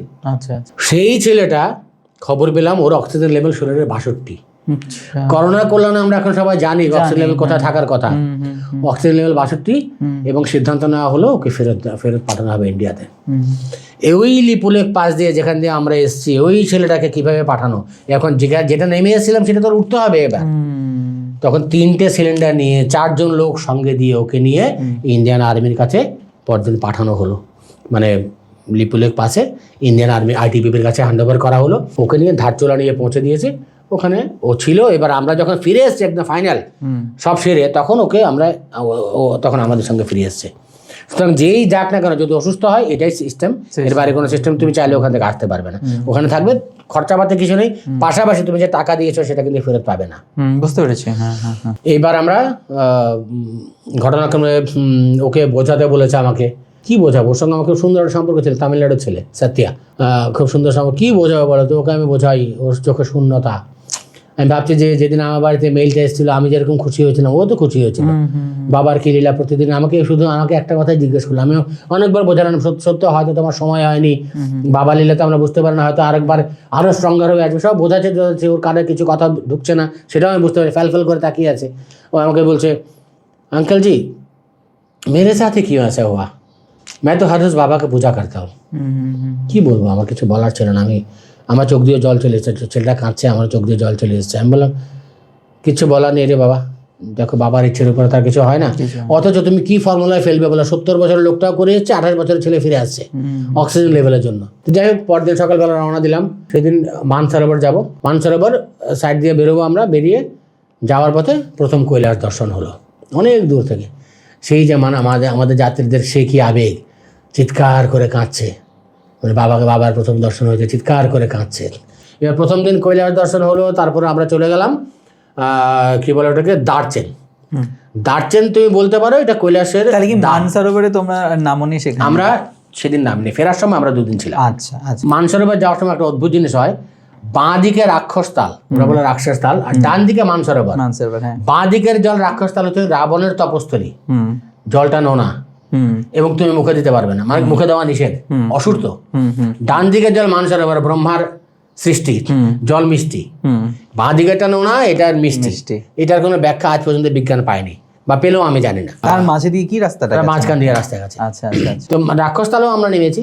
মানসরোবর, তো মানসরোবরের নামলাম, কাছ থেকে দেখলাম মানসরোবর ওপারে বাবা দেখা যাচ্ছে সব, মানে কৈলাস। দেখো আমরা বলি কৈলাস হচ্ছে শিবের বাসস্থান বা আলয়, ওখানে কিন্তু সবাই একটা কথাই বলে কৈলাসই শিব। হুম হুম বাসস্থান টাসস্থান কিছু নয়, কৈলাসই শিব, এই কথাটা কিন্তু ওখানে সবাই বলে। এবং কৈলাস হচ্ছে 4টে ধর্মের কেন্দ্রবিন্দু। আমরা তো আছি, হুম হুম বন ধর্ম বলে একটা ধর্ম আছে, তিব্বতীদের আছে, জৈন ধর্ম আছে। আচ্ছা এই 4টে ধর্মের লোকেরা কিন্তু কৈলাসকে মূল জায়গা বলে মানে। আচ্ছা এবং আমরা যে পরিক্রমা করি কৈলাসের, ওরাও পরিক্রমা করে। তফাৎ একটাই, বন ধর্মাবলম্বীরা উল্টো পরিক্রমা করে, আচ্ছা আচ্ছা আর বাকিরা যে আমরা তো হেঁটে পরিক্রমা করছি, ঘোড়ায় করছি, ওরা কিন্তু শুয়ে দণ্ডবোধ পরিক্রমা। আচ্ছা এবং 80 বছরের লোক, 90 বছরের বয়স্ক মহিলা বা পুরুষ ওরাও করছে, 6 বছরের বাচ্চাও করছে। ওরা ওখানে থাকে, হয়তো ওদের অ্যাক্লিমেটাইজেশনটা অন্যরকম, ওরা ওখানে করছে সেটা। কিন্তু কিন্তু ওদের মধ্যে আমি কোনো সমস্যা দেখিনি। আমরা যেমন শ্বাসকষ্ট কত কিছু হয়, ওদের কিছু নেই, করছে ওখানে। তো যাই হোক, এবার দার্চেনে সেই 5 স্টার হোটেল, অসাধারণ ব্যবস্থা, সব কিছু। ঘরে বসেই জানালা দিয়ে কৈলাস দেখা যায়, এবং সামনেই দেখা যাচ্ছে কৈলাসটা পুরো বরফে ঢাকা। ওরা ওখানে একটা কথা বলে, কৈলাসপতি কখনো মুকুট ছাড়া থাকেন না। আচ্ছা মুকুট কি, বরফ হচ্ছে ওনার মুকুট। সত্যি সত্যি তাই। আমি কখনো কৈলাসকে দেখিনি, যে কদিন ছিলাম কৈলাসকে কখনো আমি মুকুট ছাড়া দেখিনি, অল্প হলেও থাকবে। দার্চেন থেকে 7 কিলোমিটার গাড়িতে গেলে ওখান থেকে জমদুয়ার বলে জায়গাটা, ওখান থেকে যাত্রা শুরু হয় পায়ে হেঁটে বা ঘোড়ায়। পায়ে হেঁটে, হ্যাঁ। এইবার আমরা ওখানে অদ্ভুত জিনিস হচ্ছে গিয়ে, তোমার বেডগুলোর মধ্যে হিট করার ব্যবস্থা আছে, কারণ মাইনাস টেম্পারেচার চলে, হিট করার ব্যবস্থা আছে। কিন্তু তুমি যদি এটা হিট করো, তাহলে ঘরের শ্বাসকষ্ট আরো বেড়ে যাবে, অক্সিজেন লেভেল কমে যাবে। আচ্ছা আচ্ছা এবং এই ঠান্ডার মধ্যে আমরা একটা জানালা খোলা রাখতে বাধ্য হতাম, আচ্ছা শ্বাস নিতে সুবিধা হতো। কিসের শ্বাস নেবে তুমি? গুঞ্জি থেকেই তো এখন বলি, তখন বলিনি কাউকে, কারণ বের করে দেবে না হলে। গুঞ্জি থেকেই তো শ্বাসকষ্ট শুরু হয়েছে। গুঞ্জি তো ইন্ডিয়াতে তখন 13,000 14,000 ফিট মাত্র, আমাকে যেতে হবে 19,500, 12,000 13,000 সমস্যা হচ্ছে।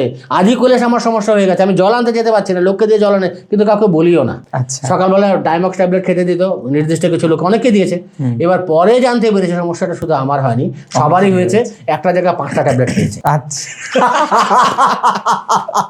মরলে মরেছে, দেখে আসতে। আর শ্বাসকষ্ট হোক, যাই হোক, বাইরে যেন না বেরো, সেটা কেউ যেন না বোঝে। কারণ ওখানেও আরো 4বার টেস্ট হয়েছে আমাদের বুঝতে পেরেছি, হ্যাঁ। যাওয়ার পরে। ওখানে ওই মেইনলি অক্সিজেন লেভেলটা দেখতো আর ব্লাড প্রেশারটা দেখতো, কারো কোনো সমস্যা আছে, সব ডাক্তাররা, মহিলা ডাক্তাররা থাকতেন। তো টোটাল 4বার 5বার কিন্তু হয়েছে টেস্ট। ভগবানের কৃপায় আমি তো একদিন আটকে গেছিলাম। অদ্ভুত ব্যাপার, তুমি অলৌকিক ঘটনা শুনতে চেয়েছিলে, সেজন্য বলছি। গুঞ্জিতে অদ্ভুত সুন্দর জায়গা, চারদিকে হিমালয় পরিবৃত, একদম অসাধারণ সুন্দর দৃশ্য। মাঝখানে আমরা আছি, সামনে ওম পর্বত। ওখান থেকে যখন দুপুরবেলা খেয়েটে, আমার একটা অভ্যাস আছে, দুপুরবেলা খেয়েটে একটা বাঙালির বিখ্যাত একটা ঘুম আমি দিই। আচ্ছা চাকরি আমরা তো পারিনি, এখন সেটা আমি একদম পুষিয়ে নিচ্ছি পুরো। ওকে আমি জাস্ট শুয়েছি, এমন সময় কে যেন এসে ঘুম ভাঙিয়ে যায়, এই এখন টেস্ট হবে চলো। এমনিতে কাঁচা ঘুম ভাঙলে শরীরটা এমনিতে খারাপ লাগে, আর ওই তো সকাল থেকে কেমন কেমন লাগছে, কিন্তু সেই কেমন কেমন লাগাটা তো কাউকে বলা যাবে না। লিক হলে পর আবার বলে, থাক তুমি থাকো এখানে, আমরা যাই, বা তোমাকে ধার চুলা পাঠিয়ে দিচ্ছি, তো বলি না কিছু। গেছি পর ভয় লাগেনি তখন? একটু ভয়, আমাকে ভয় পায়, কারণ আমার বুকে আছে না, আমি ভয় পাবো কেন? আমার তো কিছু হলো, এখানে আছে, আমি ধরে বলি। ওখানে অদ্ভুত জিনিস জানো, এগুলো কোনো সত্যি কোনোদিন কোনো ব্যাখ্যা পাওয়া যাবে না। আমি ওখানে যখন মাপলো, আমার প্রেশার হয়ে আছে, নিচেরটা 100, উপরেরটা 180। আমি বুঝতে পারছি আমার শরীরে কিছু একটা হচ্ছে। অক্সিজেন লেভেলটাও একটু কম আছে। আমি একটু চিন্তান্বিত হয়ে গেলাম। আমি চিন্তান্বিত হলে আমি প্রকাশ করে নিয়ে গেছি, ডাক্তারকে বলছি, দূর এগুলো আমার কখনোই এরকম লেভেল থাকে না, উল্টো পাল্টা মেশিন এনেছে, করতে এনেছে, দাঁড়ান আমি একটু আসছি বলে আমি বাইরে এসেছি। এসে আমি এই ক্যান্টিন থেকে নিয়ে একটু গরম জল খেলাম, ঠান্ডা জল খেলাম। ঠান্ডা জল ওখানে কেউ খায় না, সবাই গরম জল খায়। আমি চেয়ে নিয়ে ঠান্ডা জলটা খেলাম। খেয়ে আমি এগুলো ধরে মনে প্রাণে বললাম, বাবা এত দূর এসছি, আমাকে এখান থেকে ফিরিও না, আমাকে নিয়ে চলো, যেভাবে হোক নিয়ে চলো, এইসব কী সব রিপোর্ট আসছে, তুমি একটু দেখো বাবা। হ্যাঁ বলে গট গট করে ঢুকেছি। আবার এই মাপো, এবার মাপো, কী হয়েছে দেখি, কে কোথায় গিয়েছে। এবং সত্যি সত্যি নর্মাল, আমার নিচেরটা 64 আর উপরেরটা 136, আচ্ছা একদম নর্মাল, কোনো সমস্যা নেই। আমার মাথাটা তো সব নর্মাল হয়ে গেল। কোথা থেকে উল্টো পাল্টা যন্ত্রপাতি আপনারা নিয়ে আসেন, খেলা তো ওখান দিয়ে ওপরওয়ালা খেলেছেন, সেটা আমি জানি, কিন্তু এটাও হয়েছে। এবার জমদুয়ারে যখন আমরা দার্জিলিং থেকে জমদুয়ারে গেলাম, জমদুয়ারে নামার পরে ওখান থেকে ঘোড়া, তো ওখান থেকে লাস্ট ঘোড়া যেটা রওনা হলো সেটা আমারটা। আচ্ছা, আমি তো রওনা দিলাম ঘোড়ায়, প্রথম দিনে কোনো সমস্যা নেই, পুরো রাস্তাটা সমতল, ডান দিকে পুরো রাস্তায় কৈলাস, আমাদের যেদিক থেকে তাকালেই কৈলাস আমাদের সঙ্গে চলছে। তখন মনের অবস্থাটা কেমন ছিল? দেখো ভাই, মনের অবস্থা মানে কি, এই যে কি পাওয়া, যে কি পরম প্রাপ্তি। আর আমি তো ওকে বলি কৈলাস কি, কৈলাস একটা পাহাড় না, কৈলাস একটা পাহাড় না, কৈলাস হচ্ছে একটা অনুভূতি।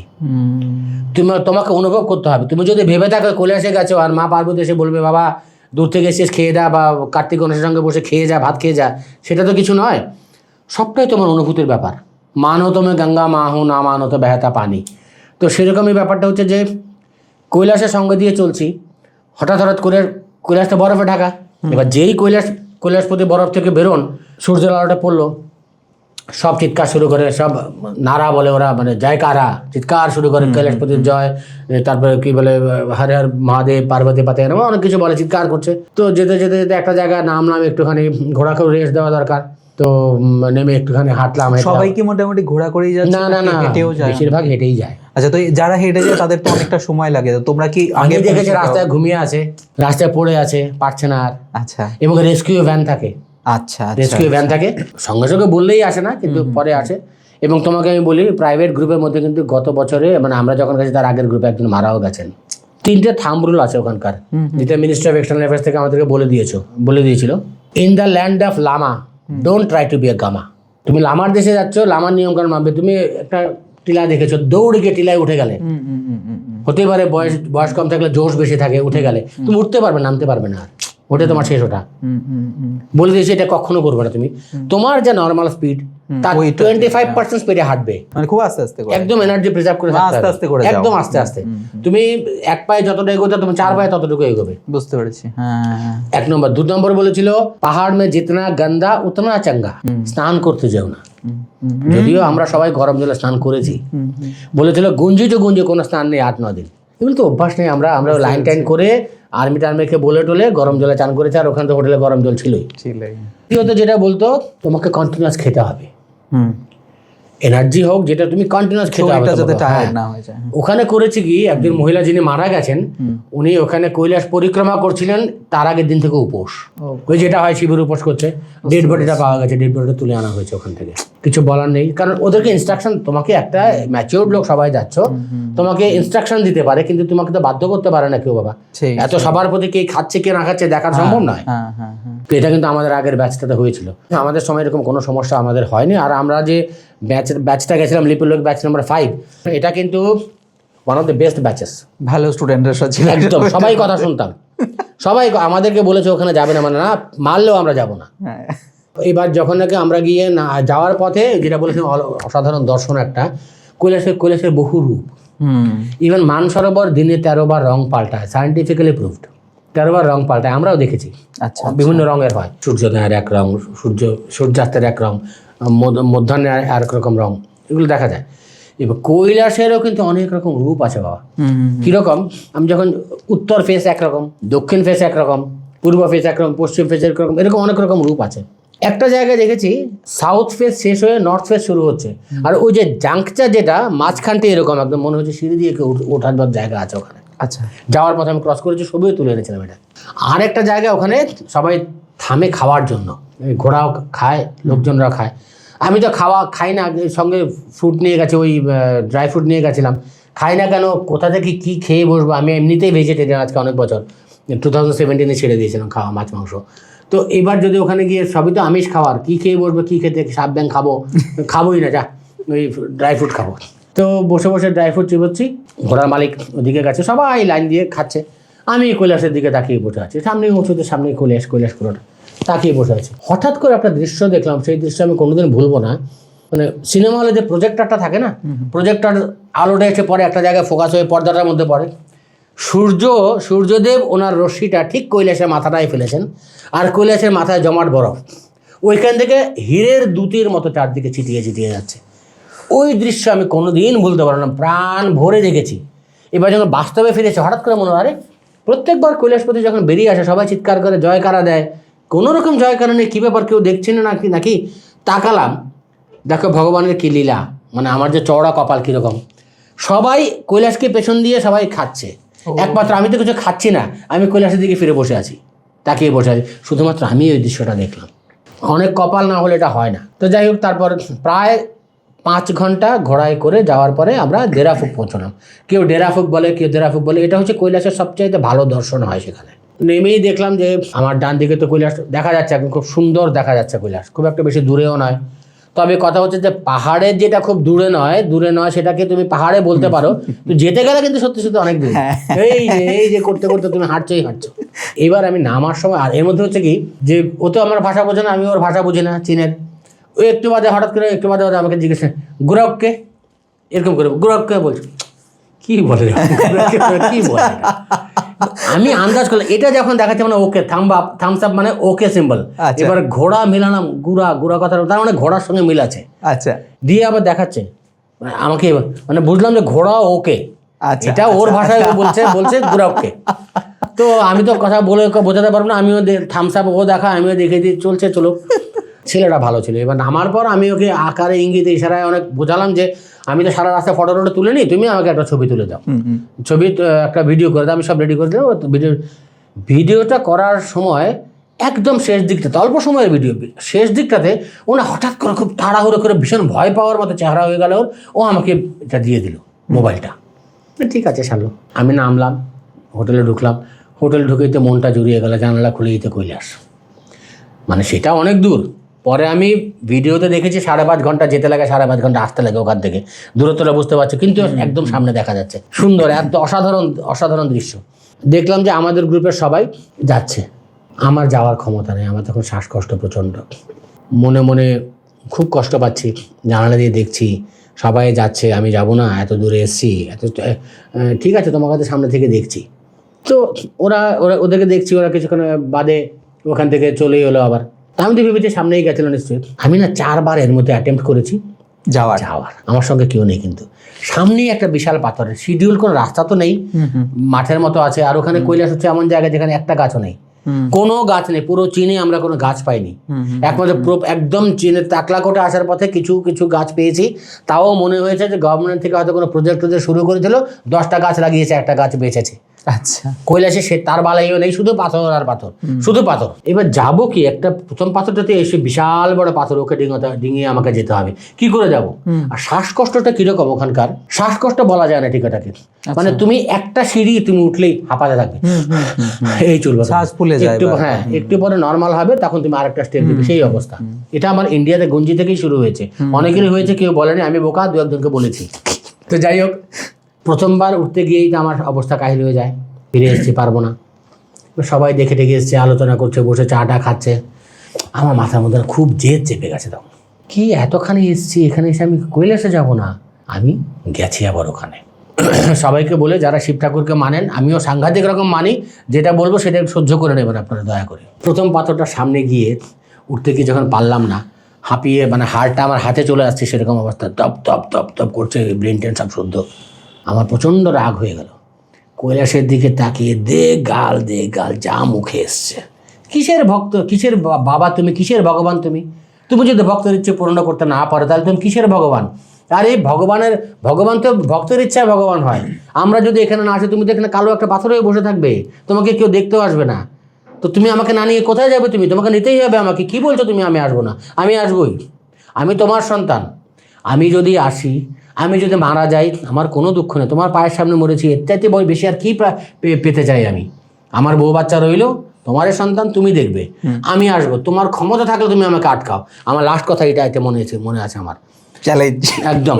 তোমার যদি ক্ষমতা থাকে, তুমি কৈলাসপতি, তুমি আমাকে আটকাও, আমি আসছি, আমি আসবোই। যথারীতি প্রথম পাথর উঠেই তো আমার অবস্থা কাহিল হয়ে গেল, বোধহয় 10 মিনিট লেগেছে আমারটা নর্মাল হতে। তারপর ধীরে ধীরে এগোচ্ছি, সামনে একটা লোককে পেলাম, ওইখানে একদম বেশ নোংরা হয়ে আছে জায়গাটা, প্রদীপের তেল, ওই সলতে এগুলো আছে, রুদ্রাক্ষ পড়ে আছে, মানে ওই জায়গাটা অবধি পরে আমি জানতে পেরেছি, ওই জায়গাটা অবধি চীন গভর্নমেন্ট অনুমতি দেয় যাওয়ার। আচ্ছা, এরপরে যেতে দেয় না। এবং 2019 সালে নাকি ওইটাকে চরণ স্পর্শ বলে, কৈলাসকে দিয়ে স্পর্শ করা যে ব্যাপারটা চরণ স্পর্শ বলে। 2019 সালে নাকি 5 জন মারা গেছিলেন। তারপর থেকে এটা বন্ধ, চায়না গভর্নমেন্ট অনুমতি দেয় না। এবং যে 2 জন দোভাষী থাকে, ওদের উপর স্ট্রিক্ট ইনস্ট্রাকশন থাকে যে কোনো লোক যেন ওই নির্দেশ, মানে এটা একদম কাছে, একদমই কাছে, মানে কৈলাসের কাছে নয়, আমরা যে হোটেল আছে তার কাছে। এইবার হচ্ছে কি একজন এক ভদ্রলোককে পেলাম, উনি ফোনে কথা বলছেন। তো আমি বললাম, রিকোয়েস্ট করলাম আর কি হিন্দিতে, বলছে উনি মালয়েশিয়া থেকে এসছেন, মালয়েশিয়া না ইন্দোনেশিয়া বাসী কি একটা বলেছিল, ভুলে গেছে। তো এসছেন, বলে একটু উপকার করুন না, আমি আমার বাড়ির লোককে একটু দেখাতে চাই, কাইন্ডলি একটু হেল্প করুন না আমাকে, একটু আপনার এখান থেকে ভিডিও একটা করে দেখার জন্য। তো দিলেন উনি। তো দেওয়ার পরে উনি, আমি দেখালাম বাড়িতে, আমি তাড়াতাড়ি দিলাম, আমার ভিডিও শেষ হয়ে ডাটা ব্যাগ শেষ হয়েছে, তাড়াতাড়ি দিন দিয়ে আমি তাড়াতাড়ি ফিরিয়ে দিয়েছি। এবার আমি ওনাকে বললাম একটা ছবি আমাকে নিয়ে একটু তুলে দিন কৈলাসের। নর্মালি আমি তুলি না, কিন্তু বাড়ি থেকে প্রচণ্ড আবদার যে সবাইকে দেখে ছবিটা, তোমাকে দেখি না, আমি ছবি টুবি ধারে কাছেও যাই না। তো এইবার একটা ছবি উনি তুলে দিলেন, কৈলাস পেছনে আমি দাঁড়িয়ে আছি। তো ঠিক আছে, এরপর ডিসিশনটা নিয়েই রেখেছি আমি যাবো, এবার যা খুশি হোক। ধীরে ধীরে হাঁটা শুরু করলাম। প্রথম একবার পেছনে ফিরে তাকালাম, ওইখানে কতগুলো বিভিন্ন ধর্মাবলম্বীর অনেকগুলো পতাকার মতোগুলো টাঙিয়ে রাখে ওখানটাতে, প্লাস ওই টেনে টেনে এরকম দিয়ে রাখে, দড়ির মধ্যে টাঙিয়ে দিয়ে রাখে। তাই পেছন ফিরে তাকিয়ে দেখলাম অনেকখানে এইটুকু দেখা যাচ্ছে ওগুলোকে, যেখান থেকে এসেছি। মানে অনেকখানে হেঁটে গেছি অলরেডি, স্পিড একদম নেই বলতে গেলে। পকেটে দুটো হাত, আমার তো তখন মাথা গরম, আমি জ্যাকেটও আনিনি, বরফ চূড়ায় বরফ আমি, আমার একটা সোয়েটার পরা, শুধু নীল রঙের একটা সোয়েটার ছিল, ভারী, যথেষ্ট ভারী, ওটাই পরা। আমি তো জ্যাকেট ফেলে এসেছি ঘরের মধ্যে, কারণ আমি তো যাবো ভেবে আসিনি, ওইখানে মাথা গরম হয়েছে, রওনা দিয়ে ফেলেছি। আচ্ছা, এইবার যখন পেছনে ফিরে দেখলাম পতাকাগুলো এইটুকু দেখলাম, আবার এগোলাম, পেছনে ফিরে তাকে মানুষগুলোকে এইটুকু দেখা যাচ্ছে, মানে উপর থেকে ফ্লাইটে দেখি না আমরা, মানে অনেক কতখানি গেছি দূরে সেটা দেখা যাচ্ছে। এরপর একটা খুব যে ব্যাপারটা আছে সেটার ব্যাখ্যা আমার কাছে আজ পর্যন্ত নেই, কোনদিন পাবো না, আমি ব্যাখ্যা খুঁজতেও যাই না। পকেটে হাত দিচ্ছি, দুটো হাত এরকম দেওয়া আছে, হাঁটছি, মাথাটা নিয়ে এরকম হাঁটছি, ভাবছি কে জানে কতক্ষণ, এখানে করার কি আছে, কতক্ষণ হলে হোক না, আমি তো মরার জন্য তৈরি হয়ে এসেছি, শুনেছি এখানে ইয়েতে আছে, মারুক না, যা কিছু করুক, বাবার পায়ের সামনেই তো থাকবো ভাবছি। হঠাৎ করে না এরকম মাথাটা নিয়ে হঠাৎ করে তাকিয়ে দেখি কি আমার সামনে কৈলাস। আমার ওই ব্যাখ্যা আমার কাছে নেই, আমার সারাটা থর করে কাঁপছে। কী করে আমি ওই জায়গাটা এতখানি চলে এসেছি আমি আজও জানি না। কৈলাসে গিয়ে এসেছিল না, আমাকে তুলে এভাবে নিয়ে গেছে, আমি আজও জানি না। আমাকে প্রমাণ করতে বললেও আমি পারবো না, কারণ ওই মুহূর্তে পৃথিবীর আর কেউ নেই, শুধু আমি আর কৈলাস। 8 ঘন্টা ওইখানে আমি ছিলাম, কন্ট্যাক্ট হয়েছে বলবো না, কিন্তু আমি প্রত্যেকটা জিনিসের জবাব আমি আমার বুকের মধ্যে পেয়েছি, যা চেয়েছি আমি তাই পেয়েছি। কৈলাস থেকে 4টে নদী বেরিয়েছে, ব্রহ্মপুত্র, সুতলেজ, কার্নাল, ইন্দাস, 4টে নদী বেরিয়েছে। আমি যেখানটাতে দাঁড়িয়ে আছি ওখান থেকে একটা ঝর্ণার ধারার মতো নেমে গেছে, মানে সিন্ধু নদী, যেটা এখানে মানে এটা চওড়া বেশি নয়, লাফ দিলে একটা পা পড়বে জলে, এরপর তুমি ওই পারে যেতে পারবে। তো নদীটা মানে নদী না বা ঝর্ণা যেটাই বলে ওখান থেকে যাচ্ছে। এবার আমি লাফটা শুধু দিতে যাব, মানে নদীতে নেমে পেরিয়ে যাব, ঠিক তখন ওই সময়টাতেই আমার বুকের ভেতর থেকে একটা আওয়াজ এসছে, এবং ভাষাটা একদম আমাদের আগরতলার ভাষা। এই তুই যাবি না, কিন্তু তোরা না করতে আসি, তুই একদম যাবি না, বিপদ আছে কিন্তু তুই যাবি না, কিন্তু তুই আমার কথাটা শোন। তো একটু আগে যে বললাম আমি খুব বাধ্য ছেলে, বাড়ির সবার কথা শুনি, আমি বুঝে গেছি এই আওয়াজটা আমার চেনা, আমার গুরুর আওয়াজ আমি চিনি। শরীরে উনি নেই, সেই আমার জন্ম 66-এ, ওনার শরীর ছেড়েছেন 63-তে, কিন্তু ওনার কৃপা আজও আমার ওপর আছে। আমি চিনে গেছি, বুঝে গেছি কার গলা। সে বাধ্য ছিল, আমি ওখানটাতে দাঁড়িয়ে গেলাম, আমি আর লাফটার দিইনি। এবার ওখান থেকে বাবার সঙ্গে কমিউনিকেশান হয়েছে, অনেকক্ষণ কমিউনিকেশান হয়েছে, প্রায় 8 ঘন্টা খানেক ছিলাম শুধু বাবা আর আমি। এবার প্রথম যখন মাথাটা তুলে যখন বাবাকে দেখলাম, আমার সারা শরীর ভয়ে কাঁপছে, কী হলো ঘটনাটা। আমি একটু আগে দেখলাম অনেকখানি দূরে, 1 সেকেন্ডের মধ্যে কী করে এটা হলো, আমার মাথায় কিছু আসছে না, মাথায় শূন্য। হঠাৎ করে মনে হলো, আচ্ছা আমি বাবাকে কেন ভয় পাবো? ছোটোবেলায় যখন আমরা ভয় পেতাম তখন বাবার বুকেই তো মুখ লুকোতাম, কিন্তু সবার বাবা, এই বাবার কাছে কেন ভয় পাবো? দূর, ভয়টা তোমার কাছে থাকবে, যা আমি তোমার সঙ্গে কথা বলবো এখন, এই সুযোগ। আর সবচাইতে বড় কথা, সমানে চোখ দিয়ে জল পড়ছে, আমার কোনো কন্ট্রোল নেই আমার উপরে, সমানে জল পড়ছে চোখ দিয়ে। নিজেকে তখন বোঝাচ্ছি, আরে জীবনে কান্নাকাটি করার অনেক সময় পাবি, বাবাকে দেখে নে, আর জীবনে দেখতে পাবি কিনা কে জানে, বাবাকে ভালো করে দেখে নে। এখন যদি চোখ ঝাপসা হয়ে থাকে তাহলে স্মৃতি কি নিয়ে, কোন স্মৃতি নিয়ে তুই ফিরবি? এগুলো সব নিজে নিজে কথা বলছি। অনেকক্ষণ ছিলাম, অনেক কিছু হলো, যেটা সাক্ষী পৃথিবীতে কেউ নেই। সবচেয়ে অদ্ভুত, আমি যেদিন কৈলাসে যাওয়ার জন্য অ্যাপ্লাই করেছিলাম ওয়েবসাইটে, সেদিন থেকে আমার কৈলাসের মানস দর্শন শুরু হলো স্বপ্নে বা পুজোতে বসলে। সেদিন থেকে কৈলাস থেকে ফেরার পরে 6-7 মাস অবধি একদিনও বাদ যায় না যেদিন আমি কৈলাস দেখিনি। আমার গলায় রুদ্রাক্ষ আছে, আমার গলায় শিবলিঙ্গ আছে, মিথ্যা কথা পারতে আমি বলি না। এখানেও যা বলছি, যতগুলো কথা বলছি, এখানে কোনো মিথ্যের কোনো জায়গা নেই, বিশ্বাস করা না করা যার যার আধার। এইবার ওখান থেকে ফিরে আসার পরেও প্রায় 6 মাস একটা স্টেজ গেছে, ওখান থেকে কৈলাস থেকে ফিরে আসার পর একটা স্টেজ গেছে, আমি ঘুমোতে পারতাম না। একদিন ভোরবেলা উঠে 5টা সোয়া 5টা বাজে আমি খাটের মধ্যে বসে, মিসের সামনে ছিল, আমি বলছি বাবা আমি আর পারছি না, তোমার এই রূপ আমি আর সহ্য করতে পারছি না, 6 মাস আমি ঘুমোতে পারছি না, ওখানে কেউ ঘুমোতে পারেনি, আমি এখনও পারছি না, আমাকে একটু ঘুমোতে দাও বাবা, 2-3 দিন আমাকে ঘুমোতে দাও। পরদিন থেকে 2 দিন আসেন, তারপর থেকে আবার শুরু হয়ে গেল। হ্যাঁ, সব কিছু কৈলাস কেন্দ্রিক। সোজা কথা হচ্ছে আমি স্বপ্নে যারা দেখছি, বহু দেব দেবতার দর্শন আমার হয়েছে, সব কিছু কিন্তু কৈলাস কেন্দ্রিক। সব কিছু সেরে ঠিক কৈলাসে নিয়ে আমাকে নামিয়ে দেয়, ঠিক ওই জায়গাটাতে আমাকে নামিয়ে দেয়। ওইখানে দাঁড়িয়ে অনেকক্ষণ অনেক কিছু হলো। আমি শুধু শেষটা বলি, আমি বাবার কাছে একটা জিনিস চাইলাম, যে জিনিসটা আমার জীবনে সবচাইতে বেশি প্রিয়। এবং লাস্টে আমি বাবাকে বললাম, বাবা এখন তো ফিরতে হবে, তুমি আমাকে কিছু দেবে না? দাও না, তুমি তো আমার মনের কথা সব জানো, তুমি আমাকে কিছু একটা দাও। জানি তো তুমি আমায় দেবে, আমাকে তুমি খালি হাতে ফেরাবে না, সেটা আমি জানি। তো কাঁদতে কাঁদতে আমি পেছনে ফিরেছি। পেছন ফিরেই আমার ঠিক পায়ের সঙ্গে সেই জিনিসটা, যেটা আমি বাবার কাছে না, আমার সবচেয়ে প্রিয় জিনিসটা আমার পায়ের সঙ্গে পড়ে আছে। তো আমি নিলাম জিনিসটা, নিয়ে ঘুরলাম আবার বাবার দিকে। বললাম, এই তুমি আমাকে শেখাচ্ছ না, এটা একটা দিয়ে হবে না, 3টে লাগবে। আমাকে তুমি শেখাতে এসো না, কিছু টেস্ট করছো আমাকে? না, আমি সব জানি, 3টে দিতে লাগবে, একটা দিলে কাজ হবে না। কেন এরকম করো? শুধু একবারে 3টে দেওয়া যায় না? দাও দেবে তো, জানে না দিয়ে যাবে কোথায়? দেবে, আমাকে দেবে, তুমি জানি, দাও এরকম করবে না, দাও, আমি ঘুরছি। এত সহজ কথা হয় একদম। আমি দেখো রে বাবা, বললাম তো, আমি মিথ্যা কথা বলি না। আমি আমার মন্দিরে বসে পুজো করি, আমি চলতে ফিরতে আমি এভাবেই কথা বলি। আমার বাবার সঙ্গে আমি যেভাবে বলতাম, আমার মায়ের সঙ্গে যেভাবে বলতাম, আমি একদম এভাবেই বলি। এই ভাষাতেই উত্তর আসে। আমি এখন তোমার সঙ্গে যে ভাষায় বলছি, সেটা কলকাতার লোকেরা বলে। আমি জন্মসূত্রে বাঙাল, আমি গর্বিত বাঙাল, আমি বাঙাল ভাষাতেই বলি, আমি বাবার সঙ্গে বাঙাল ভাষাতেই কথা বলি। তো এইবার একটাতে নেওয়ার পর বাবার সঙ্গে এগুলো বললাম, বলে ঘুরলাম, ঘোরার সঙ্গে সঙ্গে বাঁ পায়ের সামনে আরেকটা তুললাম। এবার হাসছি আমি, কী হচ্ছে বল, 3টে একসঙ্গে দেওয়া যায় না? 3টে দিলে কী হতো? একবার করে দিচ্ছে আমাকে, আমি 3টে না নিয়ে যাবো না তো, আমি বসে পড়বো এখানে। বলে দিলাম, দাও 3টে দাও। কেন এরকম করে শুধু? বলার পরে আবার ঘুরলাম, 3য়টাও পেলাম। এবং ওই মুহূর্তে 3য়টা, এবং প্রত্যেকবার যখন এটা নিচ্ছি, একটা করে নিচ্ছে, তখন কিন্তু পুরো জায়গাটাকে ভালো করে দেখছি। ওইখানে কোনোদিন কোনো মানুষ আসে না আমার ধারণা, কারণ মানুষের পায়ের ছাপ নেই। সবচাইতে বড় কথা, মানুষ এলেই তার প্রমাণ কি?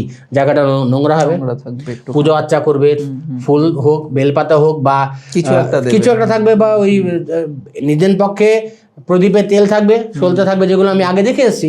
কিচ্ছু নেই, একদম ঝকঝকে ফকফকা পরিষ্কার, মানে ঘাসও নেই। আর সেইখানে এই জিনিসগুলো আসাও তো ব্যাপার। আর যে ফলটা আমাকে দিলেন, সেই ফলের গাছে তো ওখানে নেই, কিছু নেই, কোনো গাছই নেই ওখানে। তো প্রথমটা নেওয়ার পর আমি ভালো করে দেখেছি আরও পড়ে আছে কিনা, হয়তো কেউ পুজো টুজো করে গেছে, থাকতেই পারে এখানে, না নেই, ভালো করে দেখেছে। দ্বিতীয়টা পাওয়ার পর পঞ্চমুখী ছিল না, একটাতে এটা আছে। আচ্ছা, ওং আছে একটাতে, 3টে 5 মধ্যে একটা ওং আছে। আচ্ছা, তো যাই হোক, 3টে নিলাম। এবার তো আর হাপোস নয় না, কান্না আমার আর কে আটকাবে। এবং ওই মুহূর্তের যে অনুভূতি, আজও বলি তোমাকে, আমি এখনও ওখান থেকে বেরোতে পারিনি। আমি শুধু আমি বললাম যে আমি আর পরিক্রমা করব না, পৃথিবীতে আর কিচ্ছু আমার চাই না, কিচ্ছু লাগবে না, আমার সব পাওয়া হয়ে গেছে। ওই যে এই সব পেয়েছির দেশটা কোথায়? এই সব পেয়েছির দেশটা এখানে, সব পাওয়ার দেশেই আমি আছি। ওইটা নেওয়ার পরে আমার কি বলবো, ওই মানসিকতা থেকে আমি আজও বেরোতে পারিনি। এখন তো জাগতিক জগতে চলে এসেছি।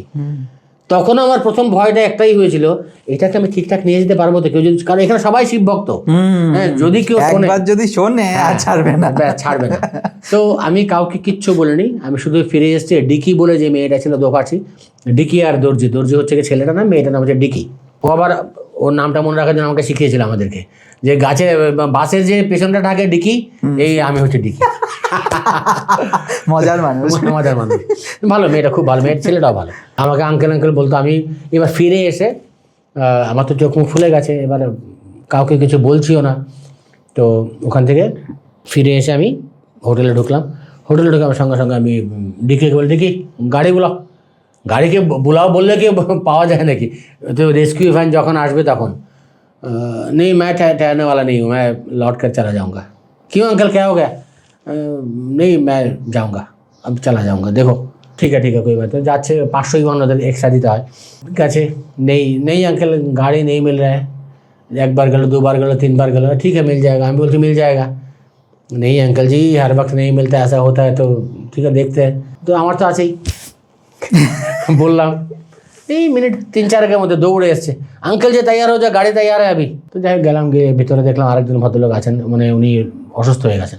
মানে তুমি সুস্থভাবে ফিরে চলে আসলে, মানে তোমার আর তখন কিচ্ছু পাওয়ার না, আমার একবারও মনে হয়নি যে আচ্ছা আর একটুই তো আছে, একটুখানি করে আসি না? দেখো আমি আজও বলি, আমি যদি চাইতাম বাকিটাও আমি করতে পারতাম, আমি দোলমালা পাস আমি করতে পারতাম।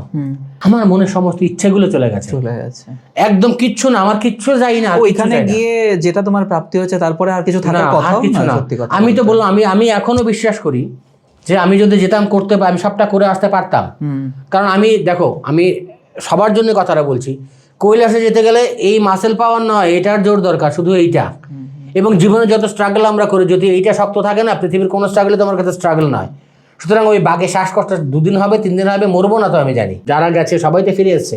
মানে আমি তো বললাম, আমার মানসিক অবস্থা তখন যা ছিল, আমার পৃথিবীর আর কিছু দরকার নেই, শুধু একটাই দরকার, এগুলোকে হিন্দিতে যাকে বলে মাহফুজ সুরক্ষিতভাবে ওগুলোকে ফিরিয়ে আনা। আমার এখানে একটা ব্যাগ, তুমি তাহলে সেই কারণেই ভয় ভয়ে চলে এসেছো যাতে এগুলো খোয়া না যায়। ভয়টার চাইতে বেশি কাজ করেছে ওইটা, আমার আর কিছু চাই না। ওখান থেকে গিয়ে ওইখানে এই জিনিস আমি পেয়েছি, এরপর আর আমার কিচ্ছু, মায়ের দর্শন পেলে, বাবার দর্শন পেলে, আর কি লাগে? আর কিচ্ছু লাগে না আমার, আবার জীবন সম্পূর্ণ। আমার মনে হচ্ছে জীবন বৃত্তটা সম্পূর্ণ হয়ে গেছে আমার। তো এবার ফিরে আসার জন্য জাস্ট আমরা গাড়িতে উঠে রওনা দিয়েছি, তুমুল তুষারপাত শুরু হলো।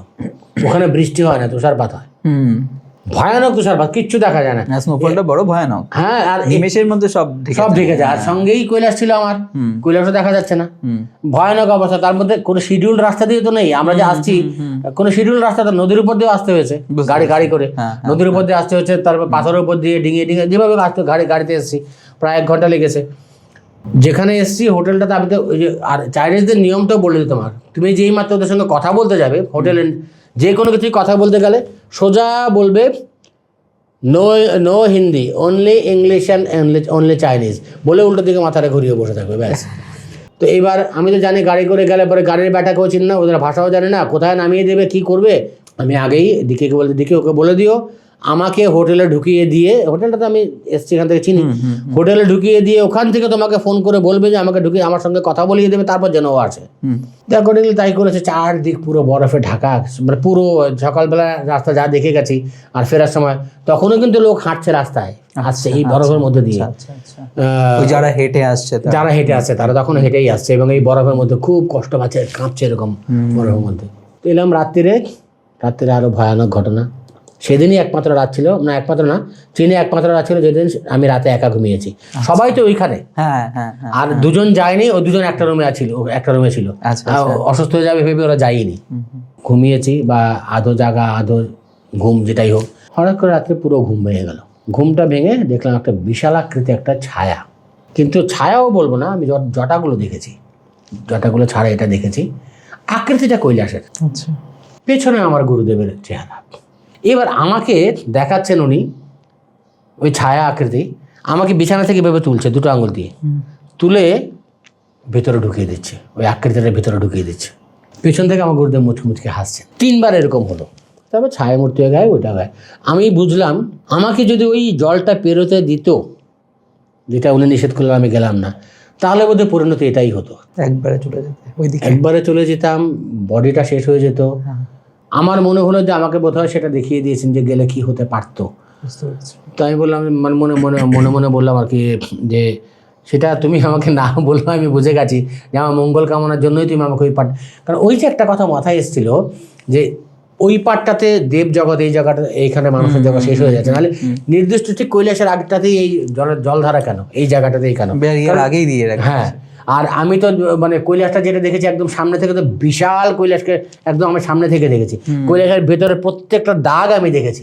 মানুষের যেমন বলি রেখা, ওই যে বললাম মায়ের বলি রেখা দেখেছি, সেরকম কৈলাসপতির গায়ে প্রত্যেকটা সিম্বল আমি দেখেছি কাছ থেকে। এত কাছে কেউ যেতে পারে কিনা জানি না। বা তুমি দেখো একটা জিনিস ভালো করে তুমি খেয়াল করে দেখো, তুমি পডকাস্ট যারা করে ইউটিউবে, যারা এটা নিয়ে পডকাস্ট যারা করেছে, তুমি দেখবে ঠিক কৈলাসের কাছাকাছি গিয়ে হঠাৎ করে একটা কেটে দেয় জায়গাটাকে, এরপর একটা পাথর ধরে বলছে আমি স্পর্শ করেছি।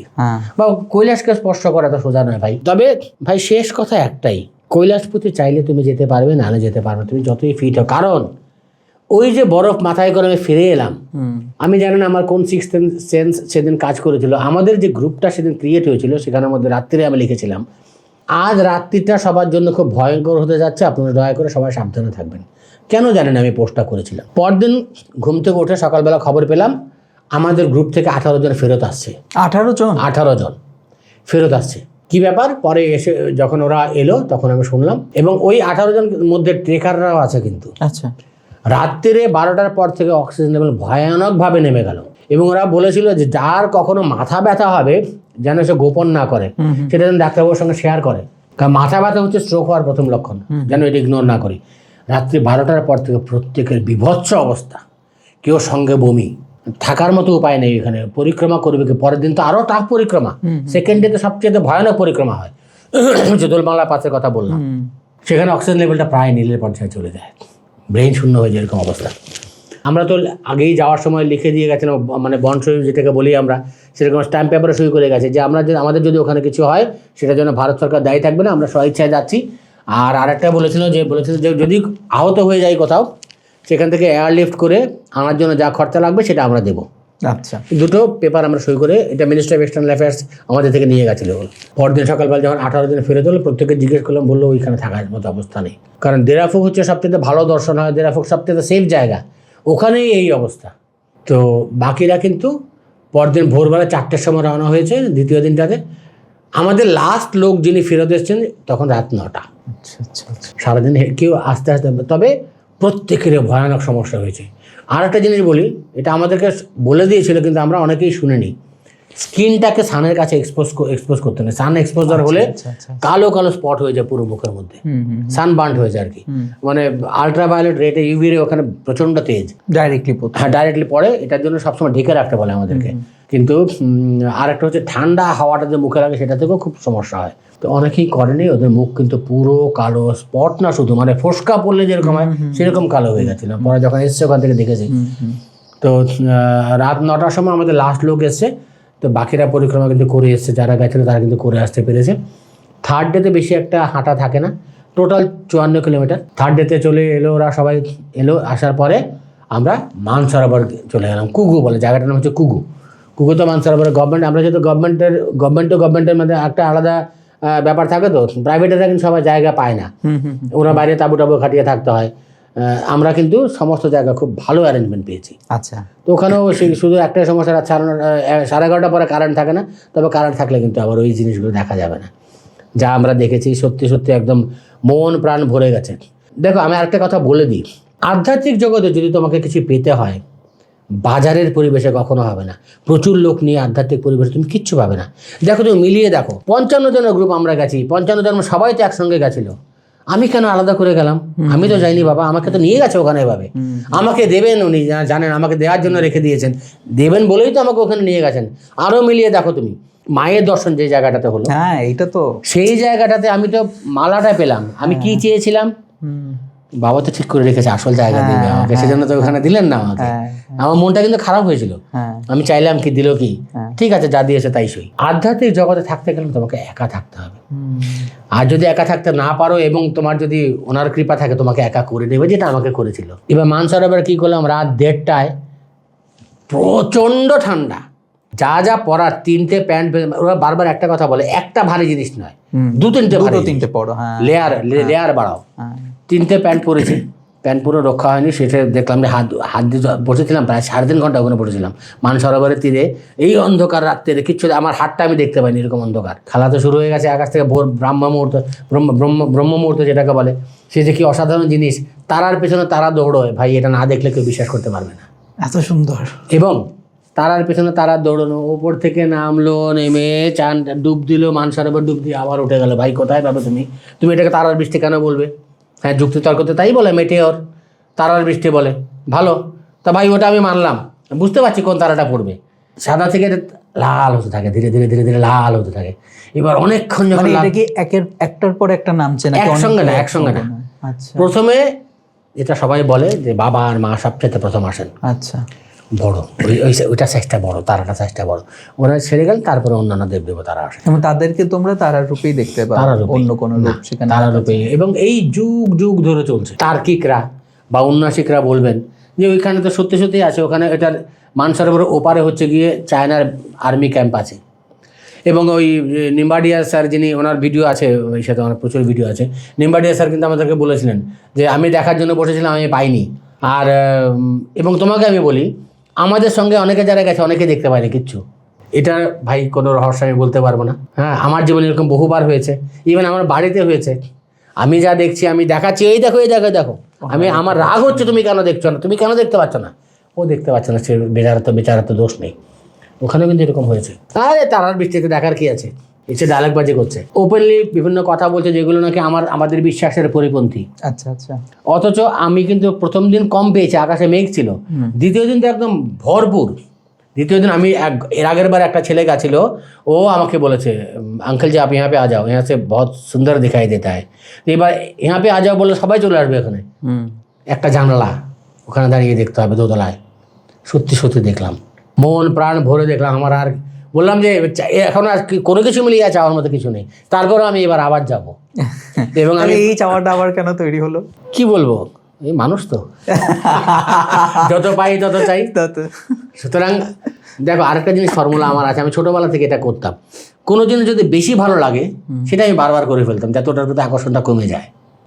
একটা সিনেমা আমার খুব ভালো লেগেছিল, অনেকবার দেখে ফেললে, 3 বা 4 বার দেখলাম, ব্যাস এখন আর মানে তারপর থেকে আকর্ষণটা চলে গেল। আমি জানি কৈলাসের প্রতি আকর্ষণ আমার কোনদিন যাবে না, এটা পাপ হবে। যদি আমি আকর্ষণ চলে যায় সেটা পাপ হবে, অন্যায় হবে। কারণ আমি যা পেয়েছি, বাকি জীবন যদি কিছু নাও পাই, তাহলে কিন্তু এই প্রাপ্তিটা আমার থেকে কেউ কেড়ে নিতে পারবে না। আর কেউ নেবে কি, আমি তো আমার এখানে রেখে দিয়েছি বন্দি করে, এটা তো এখান থেকে তো বেরোবে না কিছু। আর জাগতিক যা পেয়েছি সেটা তো অসাধারণ জিনিস কিছু। তো মানসরোবরেও ছিলাম, 2 রাত ছিলাম ওখানে। মানসরোবরে চান করেছি, এই বরফ গলা জল, ভয়ানক ঠান্ডা। আগের দিন থেকে বৃষ্টি, বরফপাত চলছে, আর আমি বলছি যা খুশি হোক, মানে টেম্পারেচার মাইনাসে রয়েছে, তারপরেও আবার সেই জলে জলে স্নান, ভয়ঙ্কর ব্যাপার। না আমার তো ভগবান আছেন সঙ্গে। আমি জলটা গরম করে দিয়ে দিল, রোদ উঠেছে ঠিক ওই সময়টাতে, ভিডিও আছে আমার কাছে। ভয়ানক ঠান্ডা জল, ভয়ানক ঠান্ডা হাওয়া বইছে, আর আমি চান করছি, রোদ উঠছে, সুন্দর রোদ। আমার ভিডিওটা আছে আমার কাছে, তোমাকে দেখাতে পারবো। জল তো চান করতে জানা, চাইনিজরা এসে দিয়ে রাখে, বালতি টালতিগুলো দিয়ে রাখে কিছু, ওইটা দিয়ে জল এনে তীরে স্নান করতে হয় আর কি। তো যাই হোক, এরপরে আমরা ওইটা দেখলাম, মানসরোবরের তারা বৃষ্টি বা মেটিওর যাই বলো, দেবতা স্নান, যে ভাষায় যার জন্য যেটা প্রযোজ্য নিয়ে নিও। তো ওইটা দেখার পরে আমরা ধীরে ধীরে এবার ওই দিন চায়নাতে ছিলাম, তারপর দিনও চায়নাতে ছিলাম। আবার সেই পুরোনো রাস্তা টাকলাকোট দিয়ে, আবার ওই যেই রাস্তাটা দিয়ে ধরে যাও সেই রাস্তাটা দিয়ে তো সেটা দিয়ে আবার ফিরে এসেছি। আসার সময় আবার কিছু উত্তরাখণ্ডে কিছু ভালো ভালো জায়গা আমাদেরকে দেখানো হয়েছে, যেমন তারপর জাগেশ্বর ধামে গেছি, মহাদেবের জায়গা, ওইগুলো সবগুলো গেছি। পাতাল ভুবনেশ্বর যাওয়ার কথা ছিল, কিন্তু ওই পার্টিকুলার ওই সময়টাতে ভিতরে জল জমে অক্সিজেন কমে যায়, এই জন্য বন্ধ ছিল, যেতে পারিনি, কিন্তু ট্যুর প্রোগ্রামে ছিল ওটা। তো যাই হোক, সব কিছু দেখে দেখে ঘটনা হচ্ছে কি, কৈলাস দর্শনের পরে এরপর যতই তুমি যাই দর্শন করাও না কেন, সব কিছু গৌণ হয়ে যায়। আমারও তাই হয়েছিল। বাড়িতে তার থেকে বেশি একটা কিছু পেয়ে গেছো বোধহয়, তারপরে আর এত কিছু পেয়ে বাড়িতে আসতে ইচ্ছে করছে না আমার, আবার যাই এরকম লাগছে। কিন্তু ওটা লাস্ট মানে ব্যাচ গেছে, তো বাড়িতে আসবো, কি শূন্যতা একটা চারদিক থেকে। একদিকে হচ্ছে গিয়ে যেন প্রাপ্তির ঘোড়াটা পরিপূর্ণ একদম, যা পাওয়ার সব পেয়ে এসছি। আবার আরেকদিকে মনে হচ্ছে শূন্যতা, তোমাকে ছেড়ে চলে আসছি, ফেলে চলে যাব, কোথায় যাব, তোমাকে ফেলে তো যাওয়া যায় না, তুমি তো সঙ্গেই আছো, যতই বলে না কেন। কিন্তু ভাই কৈলাসই। এই শূন্যতার পূর্ণতার কিন্তু মানে আমার মনে হয় কয়েনের এপিটোপিটের মতন আর কি, মানে শূন্য না হলে হয়তো পূর্ণ হওয়া যায় না, আবার পূর্ণ না হলে শূন্য হবে না। তোমার কি মনে হয়? খুব সুন্দর কথাটা বলেছো, খুবই সুন্দর কথাটা বলেছো। কোনটাকে কে প্রাপ্তি ভাববে সেটা তো তার উপর, ঠিক না? যেমন আমাকে বলছে আপনার কত টাকা আছে, আপনি প্রত্যেকবার যাবেন যে। আবার কেউ বলছে আপনার বাড়ি থেকে বাধা দেয় না, এইসব লাইফ রিস্ক নিয়ে এসব জায়গায় যান যে, আপনাকে বাড়ি থেকে বাধা দেয় না। তো এরকম এটাই বলছি, একই জিনিসকে এক একজন এক এক রকমভাবে দেখে, যার দ্বারা আধার অনুযায়ী দেখে। তবে হ্যাঁ ভাই, শূন্যতা এবং প্রাপ্তি দুটো পাশাপাশিই চলে। এবার কোনটা কার জন্য বরাদ্দ, আমার ছোট্ট একটা ঘটনা বলে আমি শেষ করছি। গঙ্গোত্রী গেছি, গঙ্গোত্রী এখন অব্দি 8 বার গেছে, যেহেতু আমার গুরুদেবের সমাধিস্থল ওখানে আছে। গিয়ে এমন একটা ভয়ানক জায়গাতে গেছিলাম যে ওইখানটাতে ভালুক আসে।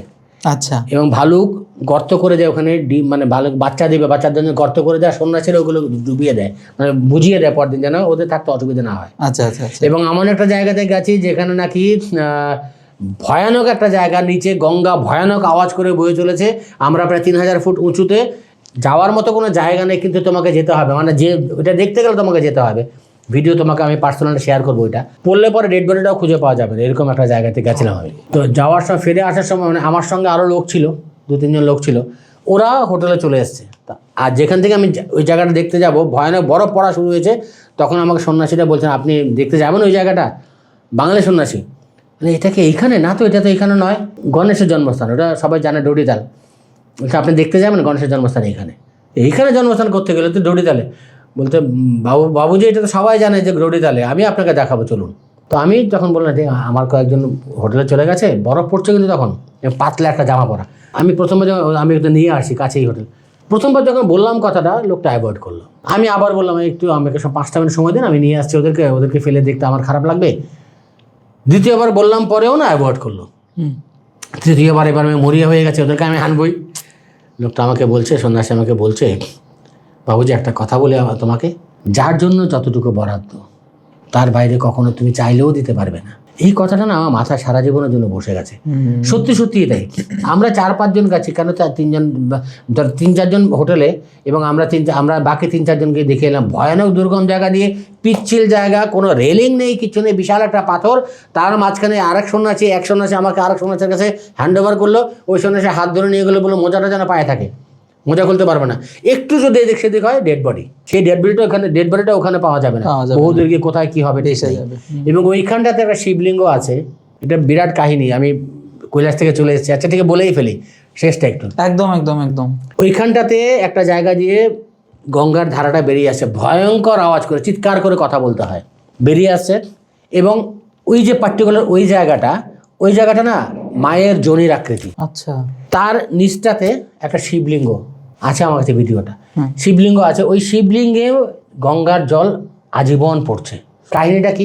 এবং তার ঠিক ওই পাটটাতে বিশাল বড় গণেশের মুখ, পাথরের মধ্যে অটোমেটিক্যালি হয়ে আছে, বিশাল বড়। সন্ন্যাসী তখন আমাকে কাহিনীটা বললেন, তিনি নিয়ে গেছেন যে কামদেব যখন নাকি মহাদেবকে বান মারলেন, মহাদেব তাকালেন, ত্রিনয়ন খুললেন, কামদেব ভস্ম হয়ে গেলেন, রতি কান্নাকাটি করছেন প্রাণের জন্য, শেষ পর্যন্ত প্রাণ ফিরিয়ে দিলেন, সেগুলো আলাদা কথা। কিন্তু মহাদেবের শরীরে তখন কামের বান রয়ে গেছে। এইবার মায়ের কাছে বাবা কিছুক্ষণ বাদে বাদে চলে আসছেন, মা লজ্জায় পড়ে যান। তখন মা বললেন যে এইখানটাতে তুমি লিঙ্গরূপে বিরাজ করো আজীবন, তোমার ওই শরীরের তেজ কমানোর জন্য মা গঙ্গার ধারা আজীবন তোমার এখানে পড়তে থাকবে। ওইখানে গণেশের জন্ম হলো। ওই জায়গাটা খুবই দুর্লভ জায়গা, এটা কতজন লোক গেছে আমি ঠিক জানি না, কিন্তু আমার কাছে তোমাকে আমি আলাদা করে পাঠাবো, তুমি যা করার করো বা দেখে নিও তুমি সেটা। কিন্তু আমার ওই যে কথাটা মনে আছে সারা জীবনের জন্য, যার জন্য যতটুকু বরাদ্দ। ওই সন্ন্যাসী না থাকলে আমাকে এটা দেখতে পারতাম না এটা আজ। এবং আমি এর পরের বছর যখন গেছি, আমি ওই সন্ন্যাসীর এখানে গেলাম, সন্ন্যাসী নেই, সন্ন্যাসী মারা গেছেন। আচ্ছা, এবং ওই জায়গাটা যাওয়া যায় না, ব্যারিকেড দিয়ে আটকানো। দেখো ওই দিন যদি আমি না দেখতাম, আর জীবনে দেখতেই পারতাম না। ওই যে যার জন্য যতটুকু বরাদ্দ, সেটা কিন্তু এত খাঁটি কথা আমি জীবনে বারবার দেখেছি। তুমি কৈলাস চাইলেও যেতে পারবে না যদি এখানে বরাদ্দটা লেখা না থাকে, রেশন শপের বরাদ্দটা তোমার জন্য লেখা আছে। ঠিক। তুমি বলেছিলে যে তোমাদের যাত্রাপথে 2 জন সন্ন্যাসীও ছিলেন কৈলাসের পথে। একটা প্রশ্ন জানতে ইচ্ছে করছে যে ধরো একটা আমাদের রোজগারপাতি রয়েছে, আমরা সেই পয়সাটা জোগাড় করে সেখানে যেতে পারছি, তাদের ক্ষেত্রে কি আলাদা কিছু ব্যবস্থাপনা রয়েছে? কোনো রকম ব্যবস্থাপনা নেই, টাকা ওদেরকে দিতেই লাগে। আচ্ছা, ওদেরকে জোগাড় করে তারপরেই সেখানে হয়তো ওনাদের শিষ্যরা দেয় বা কিছু একটা হয়, বুঝতে পেরেছি। টাকা ওদেরকে দিতে লাগে, কারণ কোনো রকম এক্সট্রা ব্যবস্থা নেই। তো এই যে বইটা তোমরা দেখছো, সেটা কিভাবে পেয়ে যাবে আমরা ডেসক্রিপশন বক্সে সবটা দিয়ে দেবো। যদি এরকম আরও অলৌকিক কিছু গল্প শুনতে চাও, আধ্যাত্মিকতার অনেক কাহিনী রয়েছে এটার মধ্যে। এবং আজকে হয়তো আমি যে প্রশ্নগুলো তোমাকে করব ভেবেছিলাম, যে কিভাবে তোমার এই পথে আসা, বা ধরো আমরা একটুখানি রুদ্রাক্ষ নিয়ে আলোচনা করতাম হলে, সেই বিষয়গুলো আমি পরবর্তী পর্বের জন্য তুলে রাখলাম। কারণ কি আমার কাছে মনে হয়েছে যে আজকে পুরো আমার মানে কৈলাস দর্শন হয়ে গেছে, মানসরোবর দর্শন হয়ে গেছে, এর বাইরে বোধহয় আর কিছু চাই না। এবং আজকের পডকাস্টের জন্য বোধহয় এইটুকুই বরাদ্দ ছিল। সুন্দর বলেছো, খুব ভালো বলেছো। বইটাতে কিন্তু আমি এখানে যা বলেছি তার থেকে কিছুটা বেশি বলেছি অবশ্যই, তবে সব কিছুর পরেও বলে রাখি অনেক কিছু এখানে ভেতরে চাপা আছে, এগুলো বলবো না। আধ্যাত্মিক জগতে সবকিছু বলতে এগুলো আমরা অফ ক্যামেরা শুনবো। ঠিক আছে, সে করা যাবে, এটা সবার জন্য নয়, সেটা আলাদা করে কখনো হবে আর কি। ঠিক আছে, তো তুমি কথা দিয়ে গেলে তোমার সাথে আরো অনেকগুলো পডকাস্ট হবে ইন ফিউচার। আমি দর্শক বন্ধুদের কাছ থেকে আজকে বিদায় নিচ্ছি। সবাই ভালো থেকো, সুস্থ থেকো। আর এই পডকাস্টের কোন পার্টটি তোমাদের ভালো লেগেছে সেটা কমেন্ট সেকশনে অবশ্যই লিখে জানিও। নমস্কার।